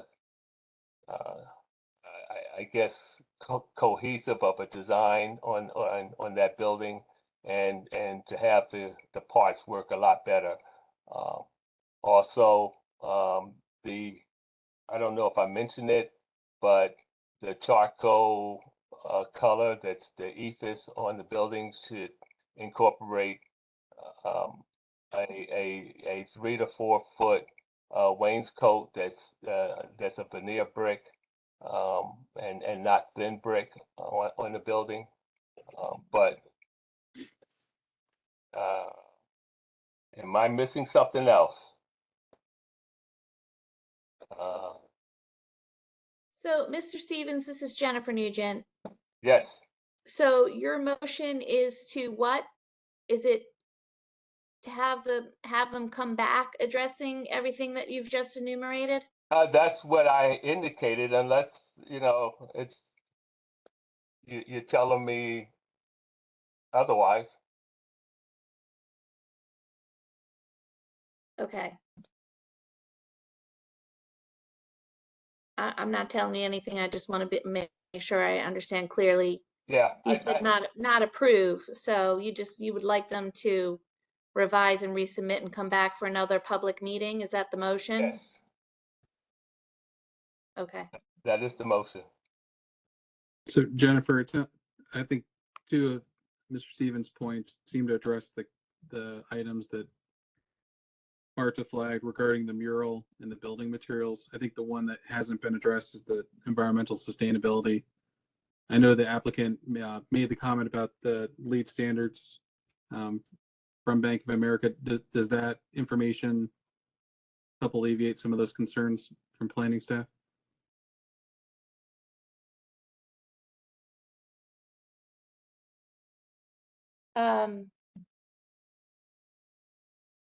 Yes.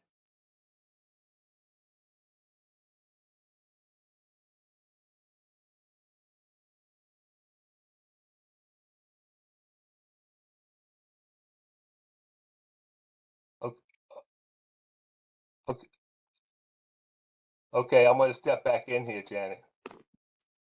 I guess, I mean, if it's agreeable with all, I mean, I can change my motion to. No, Mr. Stevens, I'm not asking you to change your motion, but you kind of went on with a rambling list. So if you can make it more concise, I think that would be more helpful to staff in writing up the minutes of this meeting. So the motion is to revise the submission with the staff report, and then if you could just list the main points of what else needs to be addressed.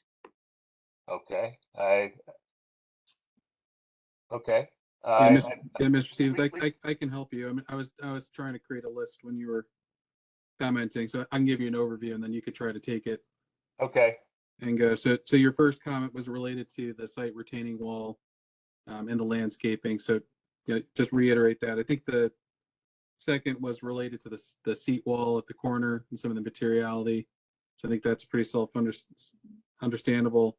I think the biggest item are the building materials. I think you made a few comments related to metal paneling, the ephes and the stucco, and the concerns about the base. I think there probably some more clarity needs to be given to the applicant regarding the white metal panel and kind of wrapping the building, or what that comment may be. I think it was a bit open-ended for them to interpret how to apply that item. And then I think finally, you just may want to comment on the LEED standards that the applicant is going to abide by Bank of America, but just comment that should be included in the approval.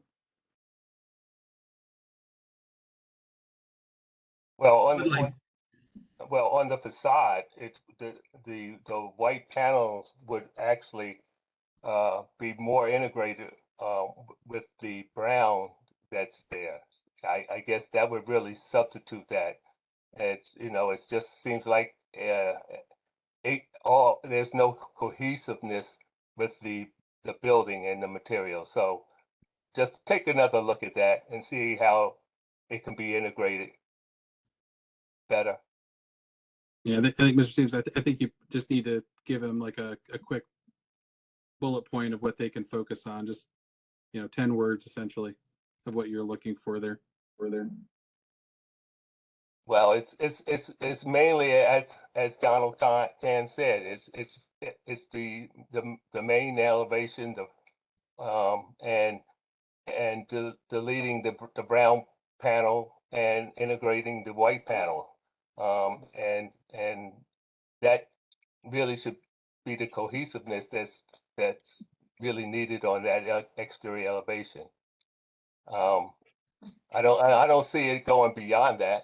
I mean, the balance of the building is fine. It's just that wood paneling on the front facade of the building. And I can speak a little to those materials. I know we can go back to the bank. I know they do have, a standard prototype and brand that we do kind of want to keep in line with, but we can definitely go back to them and see about some alternate materials like brick or stone that we could use in lieu of that wood look panel. Can I add some clarity to that too? It may be that the study of the Delaney Valley elevation might involve the connection between the seating wall and the building in terms of material to make it really part of the building instead of part of the sidewalk, whether it returns to the building at one point or not. And the other part of that was to consider as the building slopes down, although obviously the floor is level, that might consider dropping the sill of some of those windows closest to the corner to sort of highlight the fact that it's a grade through there too. But I think that kind of study is what I was referring to try to tie the building, and it may involve positioning that Bank of America sign closer to the corner as well. I mean, I think there's a few components there that could be studied and make it just more cohesive and successful. Great, thank you, Mr. Khan. Jennifer, does that give your team enough clarity, or does Mr. Stevens need to try to wrap all of the comments into one? Yeah, I mean, motion? this is now turned into more of a discussion and less of a motion. So if we could redo the motion, I think that would be helpful.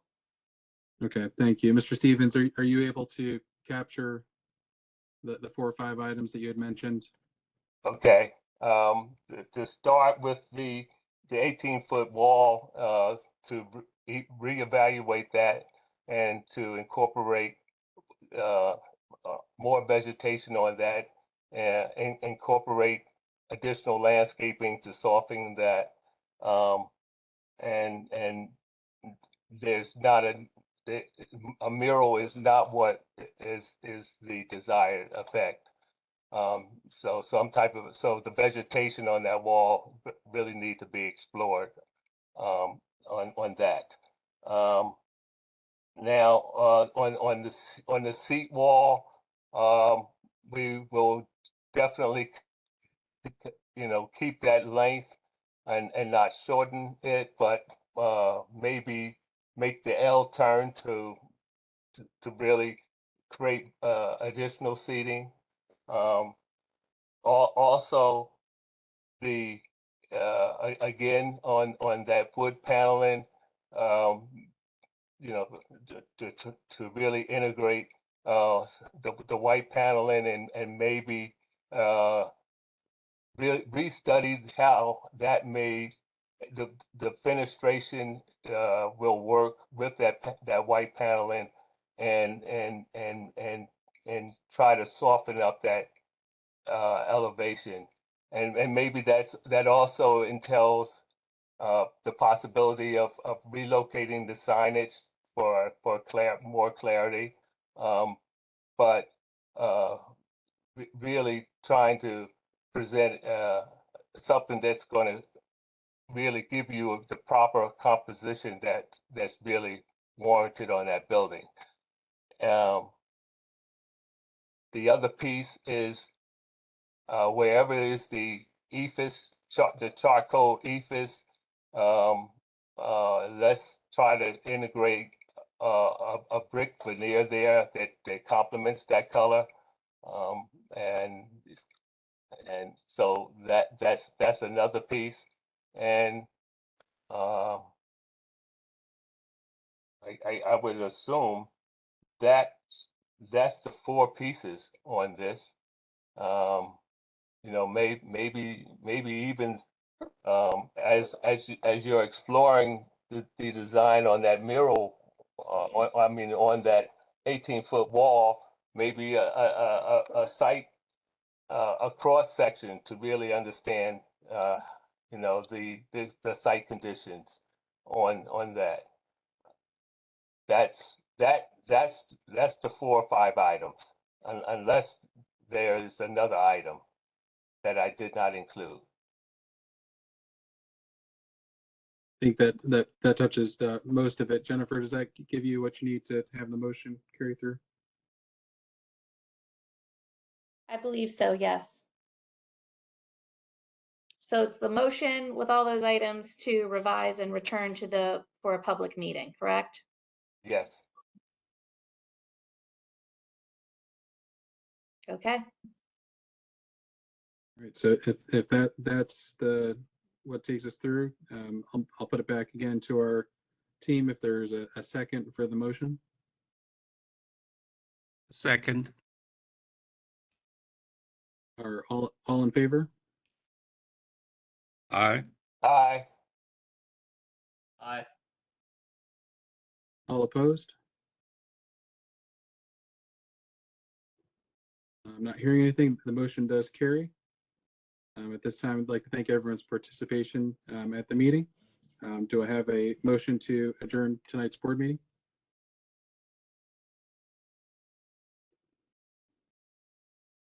I make a motion that we adjourn this meeting. Second that too. Okay. Thank you, Mr. Stevens. Thank you, Mr. Khan. Motion carries. I appreciate everybody's time. That concludes our DRP meeting. Thank you. Thank you. Thanks, everybody. Thank you, everyone.